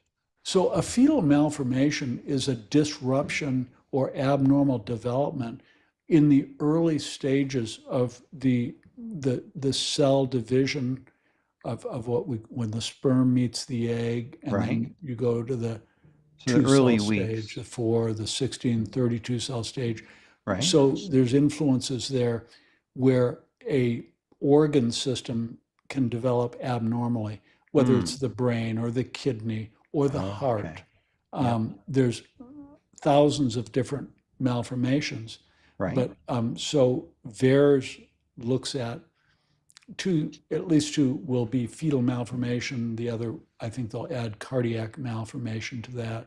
So, Jim, what's an example that our listeners might remember or recognize of an example of a fetal malformation? A heart defect, a ventricular septal defect, atrial septal defect, say, for example, hydrocephalus, a cleft lip or a cleft palate, a missing kidney. So there's literally thousands of different malformations. But well, that happened to my. I would have had a third older brother. This was 1963, and he was born with a cardiac malformation. They called it a hole in the heart, and he passed away as an infant at 4 months. I'm sorry. And so would that be an example of a fetal malformation? Absolutely. Okay. Absolutely. You'll meet him again. I will. Look forward to that. Not soon, but someday. So this is astounding. Let's just look at, I'm just going to do some quick math here. And this isn't even a full year. This is 10 months. So this would be 21,000 over 30, 22,000, 23,000 over 30 years compared to 182, potentially. Just doing some simple math. And remember, that only captures 1%. With fetal malformations, it captures even less because most of those, oh yeah. Oh, wow. Because they just don't get reported. Wow. Oh, did you want this one, Jim? Whichever one you want to talk about. Okay. Well, what I would like, we've done this a few times over the years, and we haven't done it in a little while. Let's just look at this together. And this is OpenVAERS, openvaers.com. And Jim, just for our listeners, explain what VAERS is, and then we're going to look at the data and your commentary. So VAERS is one of the most reliable passive reporting systems. And by passive reporting system, that means that care providers, nurses, clinicians, in some instances, patients can submit cases to Atlanta CDC VAERS, and they're reviewed, and then they're published. So you're looking at let's see, you're using OpenVAERS. I'm using, right now, I like the versatility of MedAlerts. Oh, MedAlerts, sure, we VAERS can do and that. MedAlerts are the only two public accesses that are. So if I go to MedAlerts and I put in, I just put in died, yes. Let's see how many, and I put in the COVID vaccines today as of. Here we go. So Jim, we're going to do search. Yeah. Search, yeah. Search, yep. And then what are we putting in here? Okay, go down lower. That's good. That's good. And now go to the all vaccine and hit, just highlight COVID-19. Oh, okay. So Not up at the top. No, and no, below that. No, and no, below. Where am I going? Okay. There. Oh, There you go. COVID-19. There Here you it is. go. That gets both of them. Oh, Now, okay. go all the way down to the bottom. Yeah. And then died, yes. Died, yes. Okay. And then hit find. Yep. I think you'll get 31,000 or something like that. Wow. 40,000. Wow. Now multiply that by 100. Oh, Right. So you're looking at 4 million people. 4 million. And that's a real underestimate. You know, Denis Rancourt estimated 2 years ago that there were 17 million. So yeah, and Peter Breggin thinks there's far more than that, and I agree with him because Wow. see, and here's the horrible thing too, and Senator Ron Johnson, you know, he exposed a lot of the corruption, as did I. Yes. And Albert Benavides, who's probably the expert VAERS in the world. And we have a paper published that they purposefully hid disastrous complications and deaths on VAERS.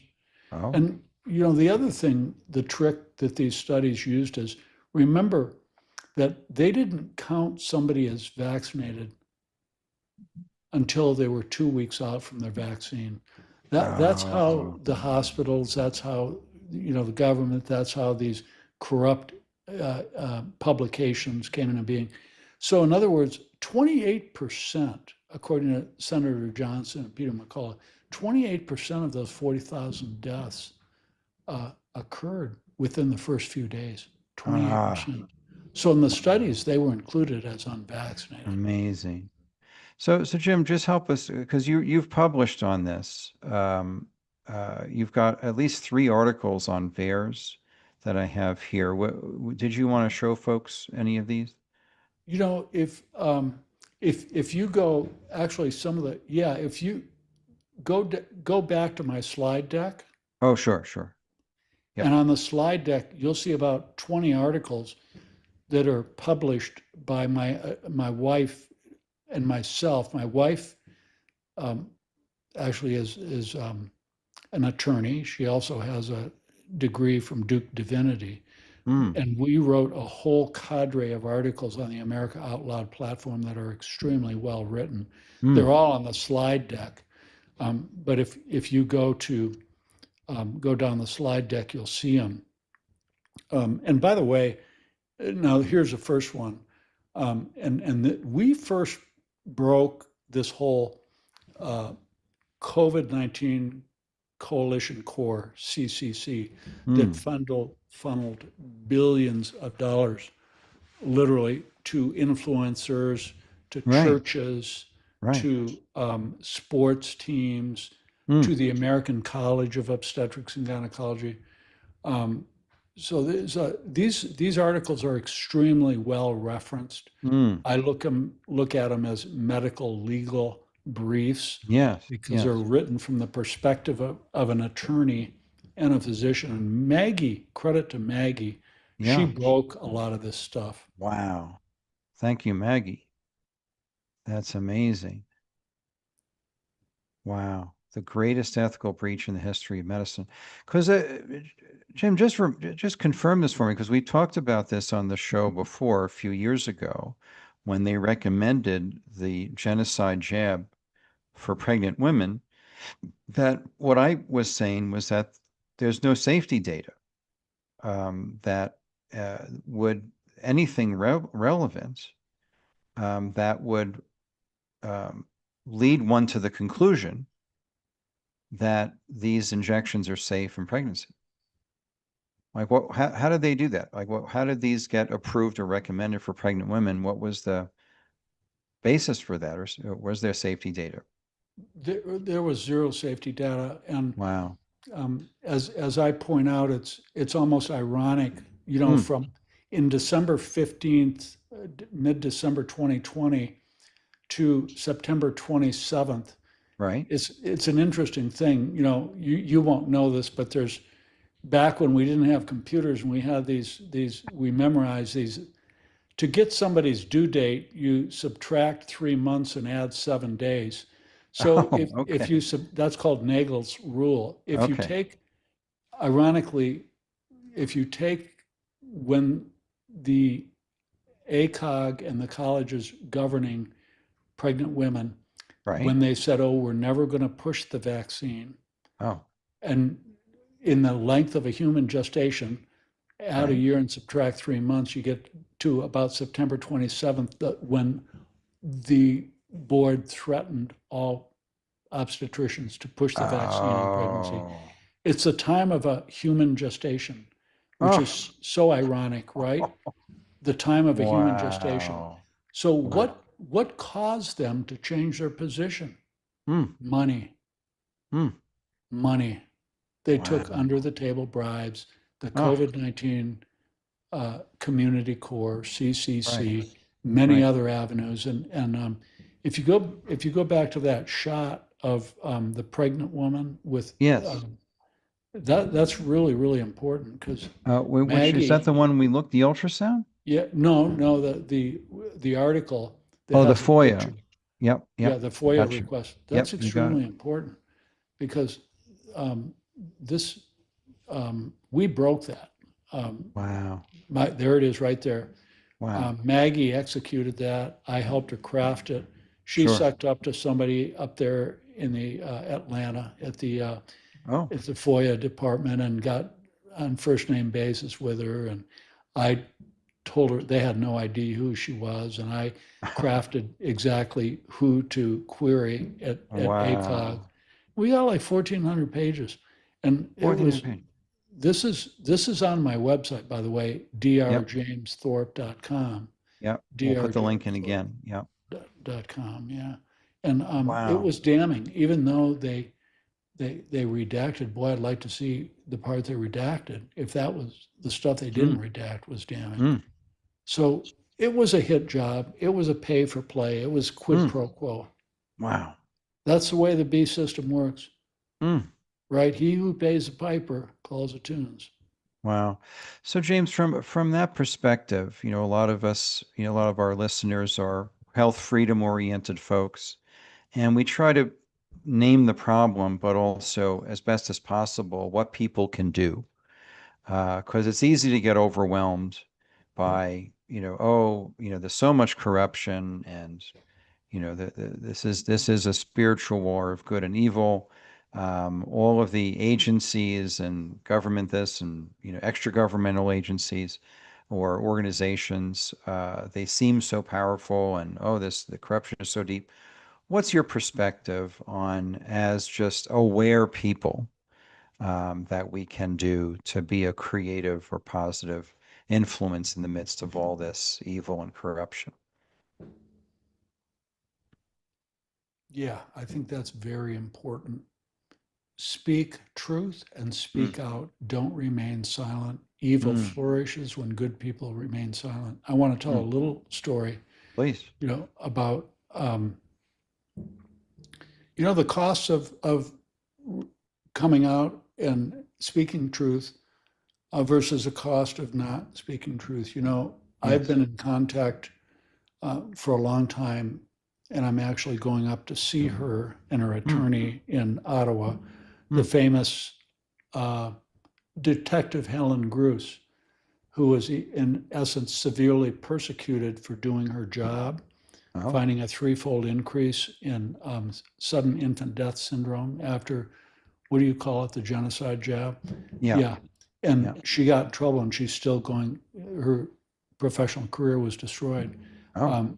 But also, I've been in contact for about 4 years with a detective in the United States of America in a major city that was actually charged with investigating sudden infant deaths. And there is a massive cover-up. And I said, well, I won't name her name, but I said, well, why don't you come out and make this public?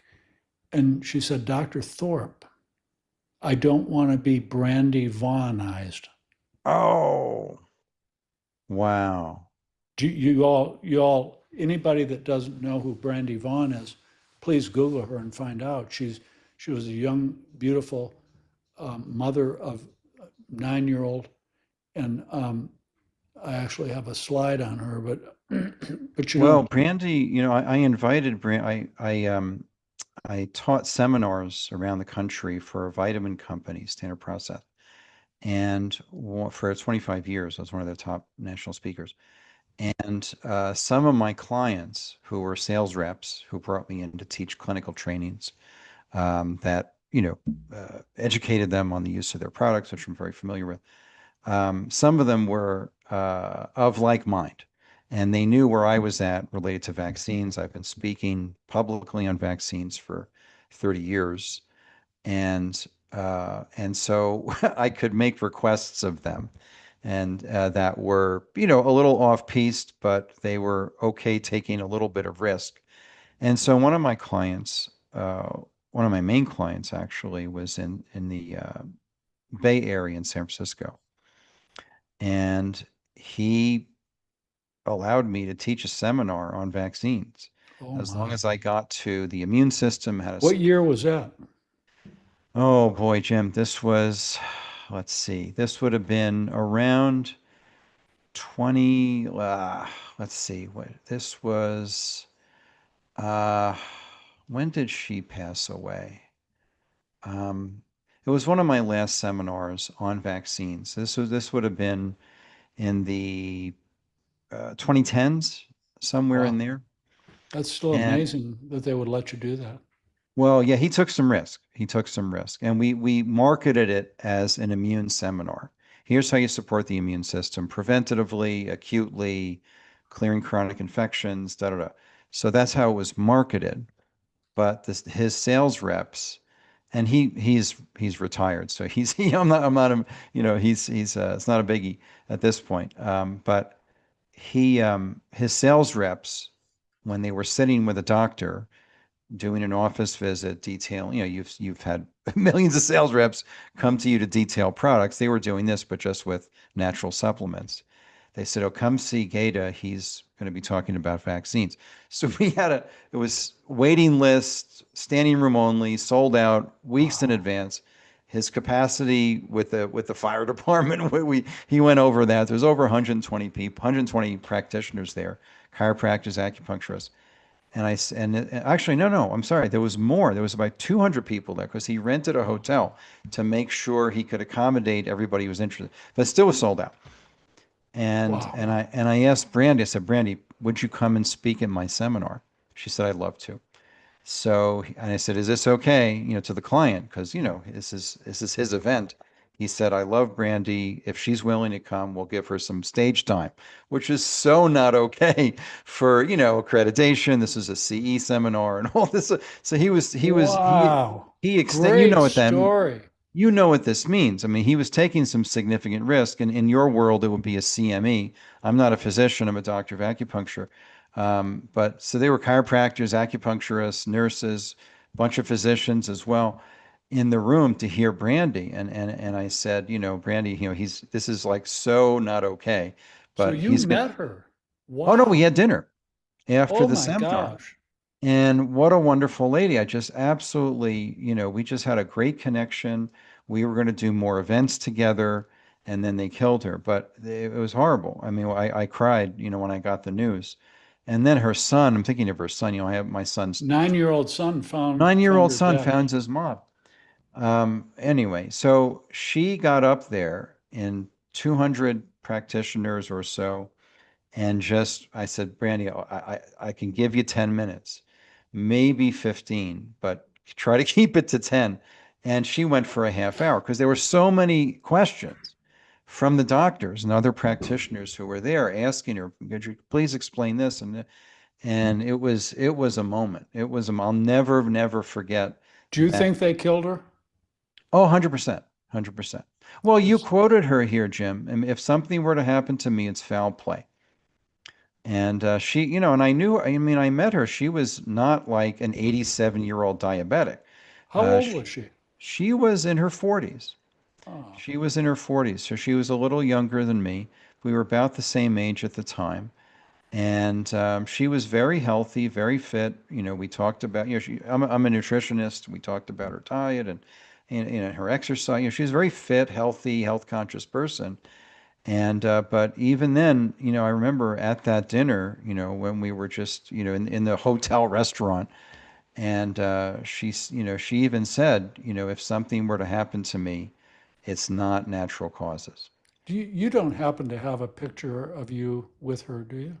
I'd have to. It would take me a little time to find it, but I believe I do because it was a big deal. Would you send it to me? I would love to. I'd be honored. Because I'd really love to use it.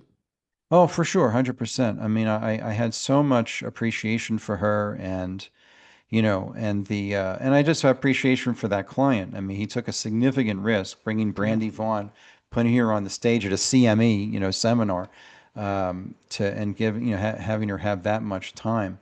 Wow. It was, and then, you know, I had her speak just before the break, and she was flooded. I mean, I couldn't imagine. Everybody wanted to talk to her. I was like, folks, you know, this is we're kind of off piste here. You know, we're way outside the lines of the coloring book, you know, to have Brandy speak at a professional, you know, CEU seminar. And she stayed the rest of the day. Like people just wanted to talk to her. People even were out with her in the hall while I went to go back to speaking. They didn't care. I mean, I was happy they were talking to her and not in the seminar. But she spent as much time, you know, like the rest of the day, and then she stayed after the seminar. We went to dinner with a client at the hotel restaurant. I just knew I was speaking with someone that was very significant and very courageous. And she had no, and I talked to her. She's like, hey, can I ask you some questions? She has some health questions. This was not an ill person. She had no significant disease. She was obviously very stressed, but had no major illness, you know, and she was not a sick person. So I think I mean, I don't know what happened. I wasn't there, but I think your conclusion is dead on. She did not, I mean, I've treated, like you have, thousands and thousands of patients. I mean, for me, over the last 36 years of practice, and, you know, you and I know what a sick person looks like. That's sort of in the chronic phases of illness. Wow, they could go at any time. Maybe they have a few years, you know, whatever. That 87-year-old diabetic with congestive heart failure, you know, this was not her. You know, she was just a very healthy person. And, but she, you know, I could feel it, like she was concerned. Like she just, you know, kind of that looking over your shoulder energy. You know, she knew she was, you know, an pharma insider, you know, that was calling things out. And, you know, thank you so much for sharing that story. And I really look forward to receiving that picture of you. Yeah, I will look for it. I hope I do. Yeah. We're back to this detective in the United States of America. Yes, I talked about please. Helen Gross in Ottawa, but back to the detective in the United States of America that was on the team. And she said, Dr. Thorpe, everybody knows it, but nobody will talk. All of these kids dying of SIDS, the vast majority had their vaccines within, you know, a couple of days or a week. Yeah, most of them within 7 days. Yeah, and she said to me, also, Dr. Thorpe, they all have autopsies, and almost all of them had brain hemorrhages. Right? Oh. And she said, I can't talk about it, and we are stifled.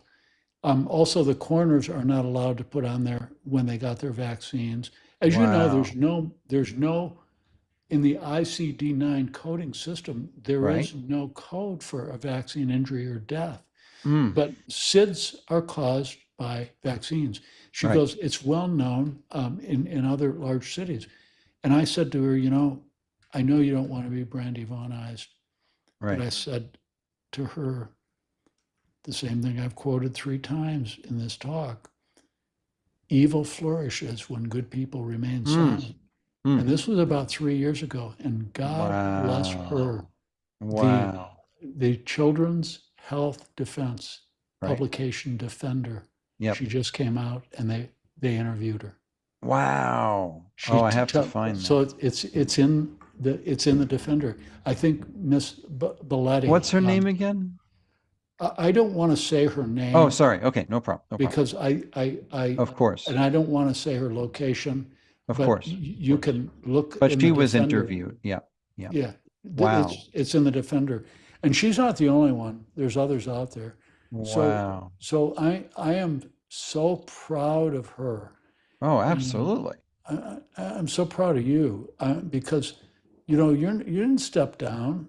You know, you didn't ask to have all this persecution and Yeah. lose your university. And Yeah. but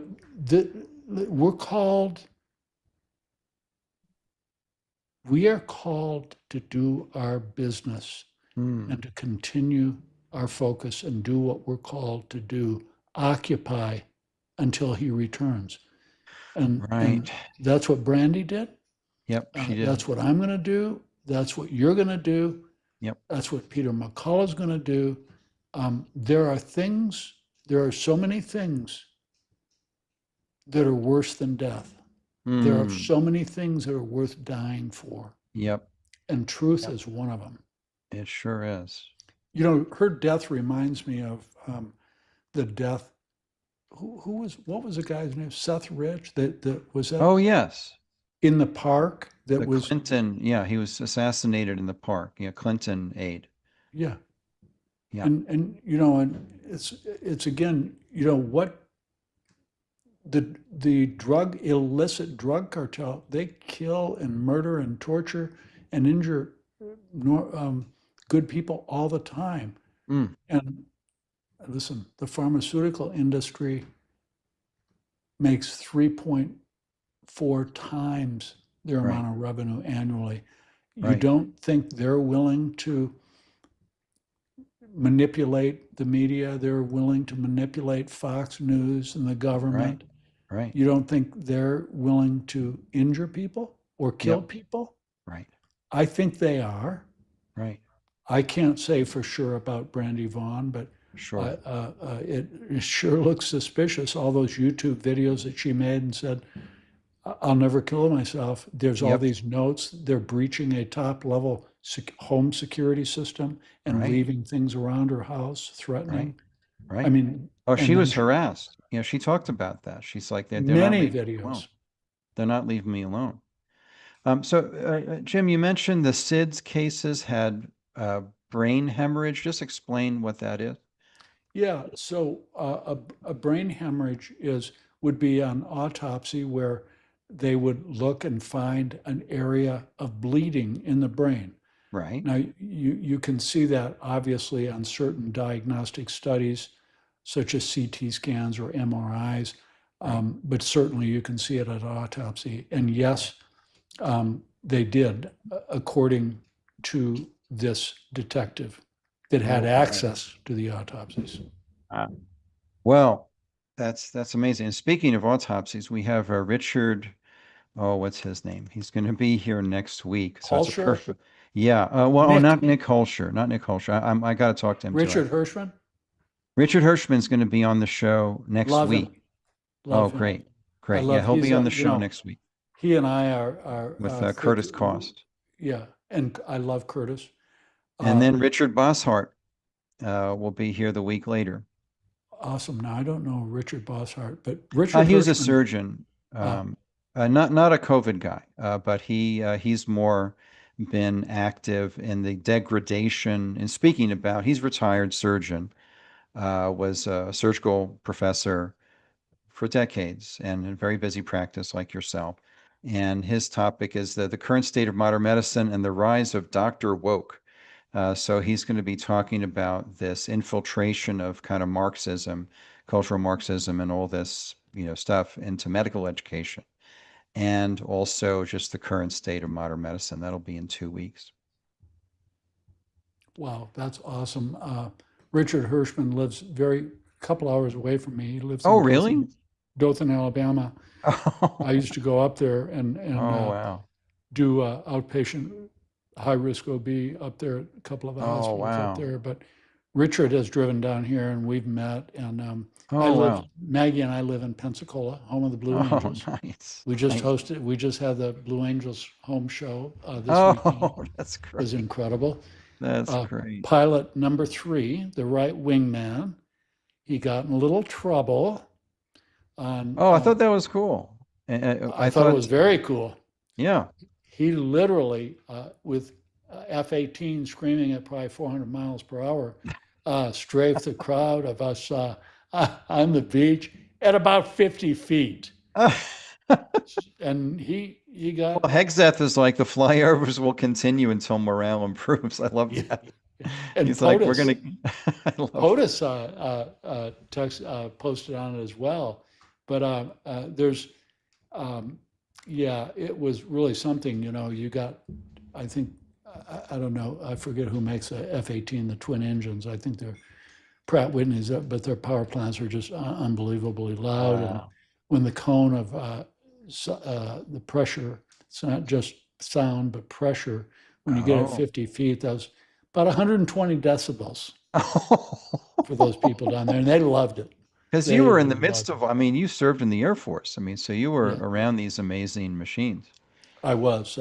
The Thunderbirds is our precision flight team, but Yes. Well, when I was a kid, it was just something, for some reason, I was very into military planes, and I just knew all the stats, and, just couldn't get enough of it. I just read all I could as a kid. And, my favorite, F-15 Eagle, and anyway, I'm just really into military planes. So when I saw those videos, I'm like, that's just so cool.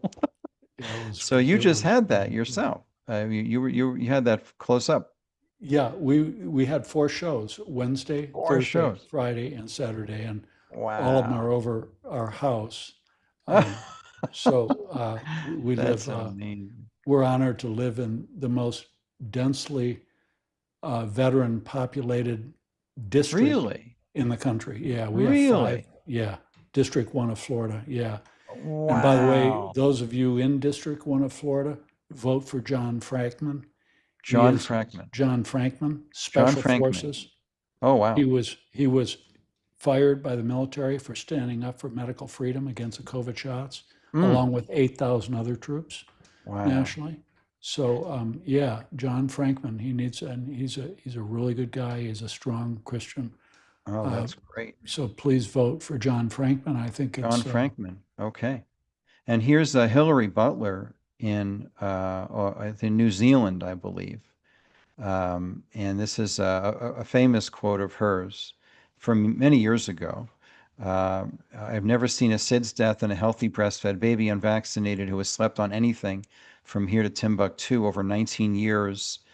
In the Immunization Awareness Society, we have never seen even one SIDS death in a healthy unvaccinated baby. I think she's spot on. Isn't it funny how the pharmaceutical cartel and the government have to make up all these new things that they name it. Oh, this is trying to normalize. Oh, this is crib death. What? Wait a minute. What? Crib death? No, this is sudden infant death syndrome. It's because you're sleeping, on your stomach or your side. It's like, wait a minute. For 6 millennia, kids have been sleeping any way they want, but no, we have to make up something to cover up the killing the babies with the vaccines. Wow. So Jim, I want to make sure people know about your books and your upcoming book. So just tell us about these 2, please. Yeah, the first book that Sally Saxon is an attorney and a close friend. Dr. Viglione lives here in Gulf Breeze, Florida with Maggie and I, and myself. And this is a excellent book to have. And by the way, for listeners, have the physical books, because when the tyrannists come and, take all these offline, you're not going to have an opportunity, and history is going to be rewritten. So the second book, done by Celia Farber and I, that was just published last year, Sacrifice: How the Deadliest Vaccine in History Targeted the Most Vulnerable. That's So who's Celia? Equivalents. Who's Celia? Celia Farber is an incredible journalist. Wow. She's young by my standards. I'm 73 years old, but Wow, you were very youthful. For Celia 73. is very young. She was the first one to break the HIV, AIDS with Fauci and expose what Fauci did. She was the first one to do it. She's an incredible investigative journalist. She lives in Spain now. She's an incredible writer. Wow. And I was so honored to be with her. Now she's the co-author. Please read chapter 7. If there's one, Chapter 7. Okay. if you can only read one chapter, read chapter 7. Okay. And you'll see the masterful interview that Celia did with me and a couple whose daughter-in-law lost 8 pregnancies from the COVID vaccine. 8 pregnancies? Yeah. The name of the chapter is 8 Candles, I believe. Oh. But it's and this is a couple, it's just unbelievable. So, by the way, all the profits from my book go to a 501c3 at the Wellness Company. They're matched, and they only go to the COVID-19 vaccine injured. Wow. It's called Thank you. the Wellness Company's fund. It's a 501c3, and we've given out 3 of our first grants. So wow. So please, and you got to show the last book now, because I will. on the net. This is my last book. It's but first, I just want to make sure folks know about. Let's see. Let's see. Where are we? Wellness. Hold on. I don't think I have the right Wellness Company. Hold on. TWC.health. TWC.health. Thanks. And I want to make sure folks have this. Okay. And you're a medical advisor for. I'm on the board with Peter McCullough. Excellent. With Harvey Reish, with Dr. Drew. Oh, wonderful. Dr. Drew Pinsky and Dr. Kelly Victory. Excellent. And so, the Wellness Company Initiative Fund. And I was so honored. The founder just visited Gulf Breeze. He's from Vancouver. Oh, Coulter. Foster Colson. Foster Colson, yeah, and that's his right. beautiful wife and children.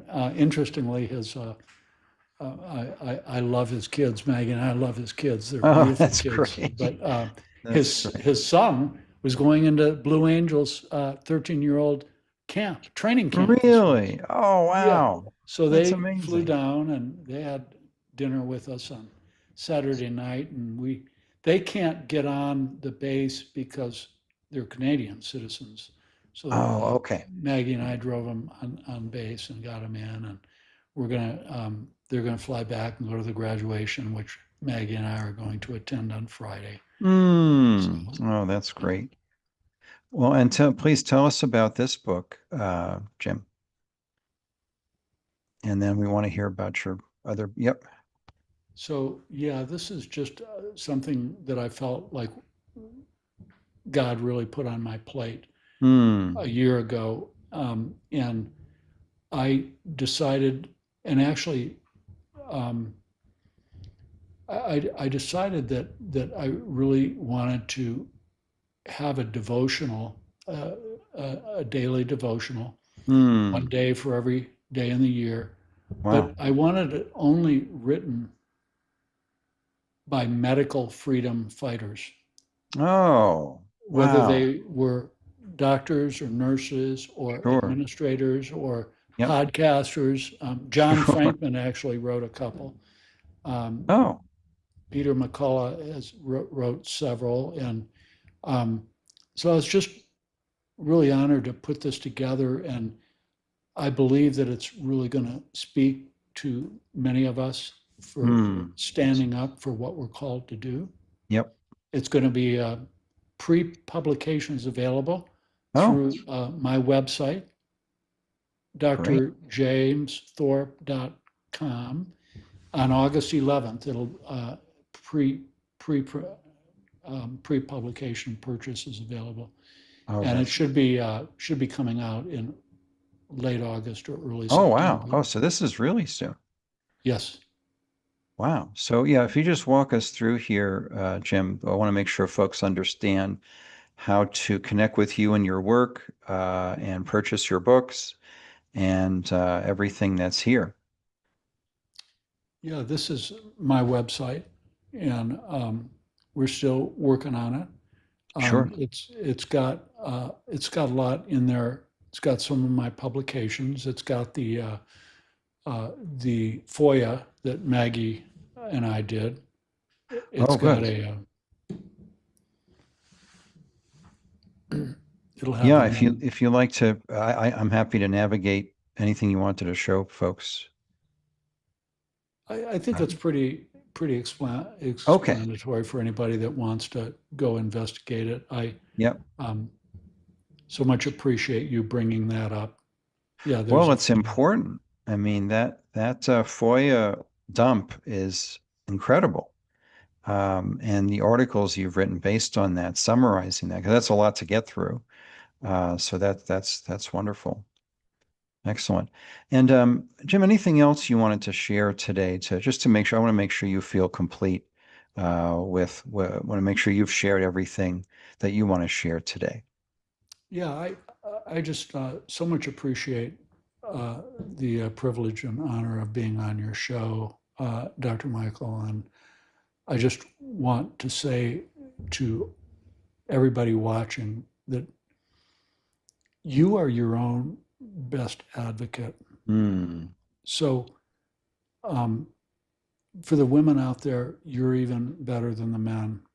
The reason why pregnant women were targeted, as I point out in my book, were Right. for two reasons. Number one, women are the primary decision makers for all healthcare, including her husband, her children, her parents, the entire family. It's the woman that really makes the healthcare Right. choices and the decisions. Yep. And the second reason they targeted pregnant women was because they're the most vulnerable. And if they could convince pregnant women that it was safe, effective, and necessary, well, then everybody else in the world should have one. Wow. It was marketing strategy Wow. by a guy by the name of Mark Weber, Okay. Weber, and this was what he did, Huh. influencing people to do things. And he was in HHS for his entire career. Oh. And when he separated, he wrote an article and bragged about how his work was responsible for pushing millions of vaccines in Wow. Americans. Mark Weber was associated with Harvard University. So be your own best advocate. Listen, I don't have any respect for physicians anymore. I respect used car salesmen more than I respect physicians. Wow. I respect attorneys more than I respect physicians. I have no respect for physicians anymore. Wow. The vast majority of us sold their souls and betrayed their patients for paychecks. So don't trust your doctors. Do your own due diligence. And, you can pray about it, get confirmation from the Lord and from the Holy Spirit. Yes. Be very careful about this contaminated blood issue. And look out for our 2-part publication, which will be published in a peer-reviewed medical journal before the end of the year. Wow. I look forward to that for sure. Wow, amazing. Dr. James Thorpe, thank you so much. You are a treasure. Thank you for being a courageous physician, one of the good ones. When we had Christiane Northrup on the show a few years ago, and she let go of her medical license intentionally because she saw what was coming. And they knew they were going to go after it anyway. So she just let it go so she could speak freely and not have to worry, have this license revocation over her head. And I just appreciate you for your witnessing to the truth. You're being a man of faith. It's so needed. And it's so, I think it's been problematic for the medical mafia to have to deal with extraordinarily credible physicians like yourself that can't be just dismissed as a teenager with a blog. You've had a multi-decade career, and just like you and Peter, just at the apex of your profession in terms of respectability, contribution, credibility, for you to be speaking out this way, I'm sure has been very problematic for the medical profession. And I appreciate that because that's so valuable. It's one thing like, oh, he's just like, for me, oh, he's just a wacky acupuncturist. We can just ignore him. But somebody like yourself, you can't ignore. Somebody like Peter McCullough, you can't ignore. Paul Marik was on the show, one of the giants in critical care medicine, one of the top, in the world. Very difficult to just dismiss because of your incredible credibility. Dr. Mary Taylor Bowden, so I just appreciate that you've been so willing to witness to the truth that to the facts as you see them, to the published data. I just appreciate you for doing that.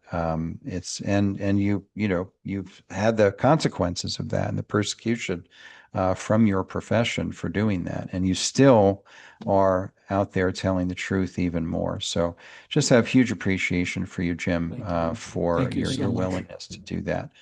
And so, on behalf of all of us who value freedom and medical freedom, thank you. Thank you so much for having me on, Dr. Michael. Yeah, thank you so much. All right. Well, very good.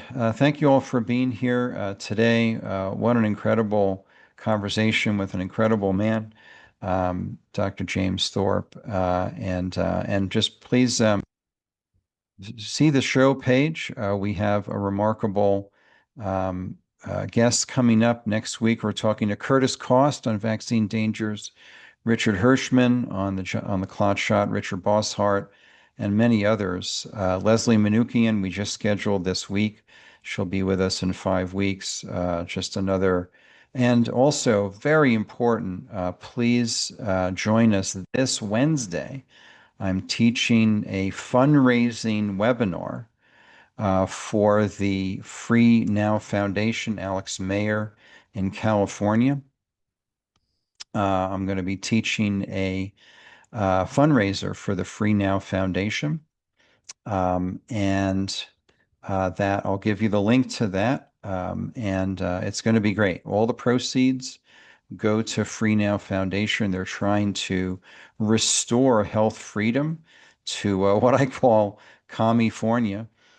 And she is doing a great job and has herself deeply, severely, almost died vaccine injured. And she has done an amazing job of taking care of her health. I've been advising her a bit. And she is amazing. And so please join us for this event. It's this Wednesday. I'll give you the link is in the chat. And it is going to be a holistic perspective on cancer. It's going to be a 2-hour live seminar. All the proceeds go to Free Now Foundation, and it is this Wednesday. So please join us for that. It's going to be a great event. You're going to hear things you probably haven't heard about cancer. All the proceeds go to a wonderful organization. So please join us for that. All right. Well, thank you, everybody. Oh, and I have to do my little thing. Very important, just to let you know about courses that we have going on right now that are just wonderful in the field of holistic health, natural functional medicine. We are right in the midst of a new course, a natural functional approach to fertility with Dr. Mark Rhodes, a brilliant scientist, and myself.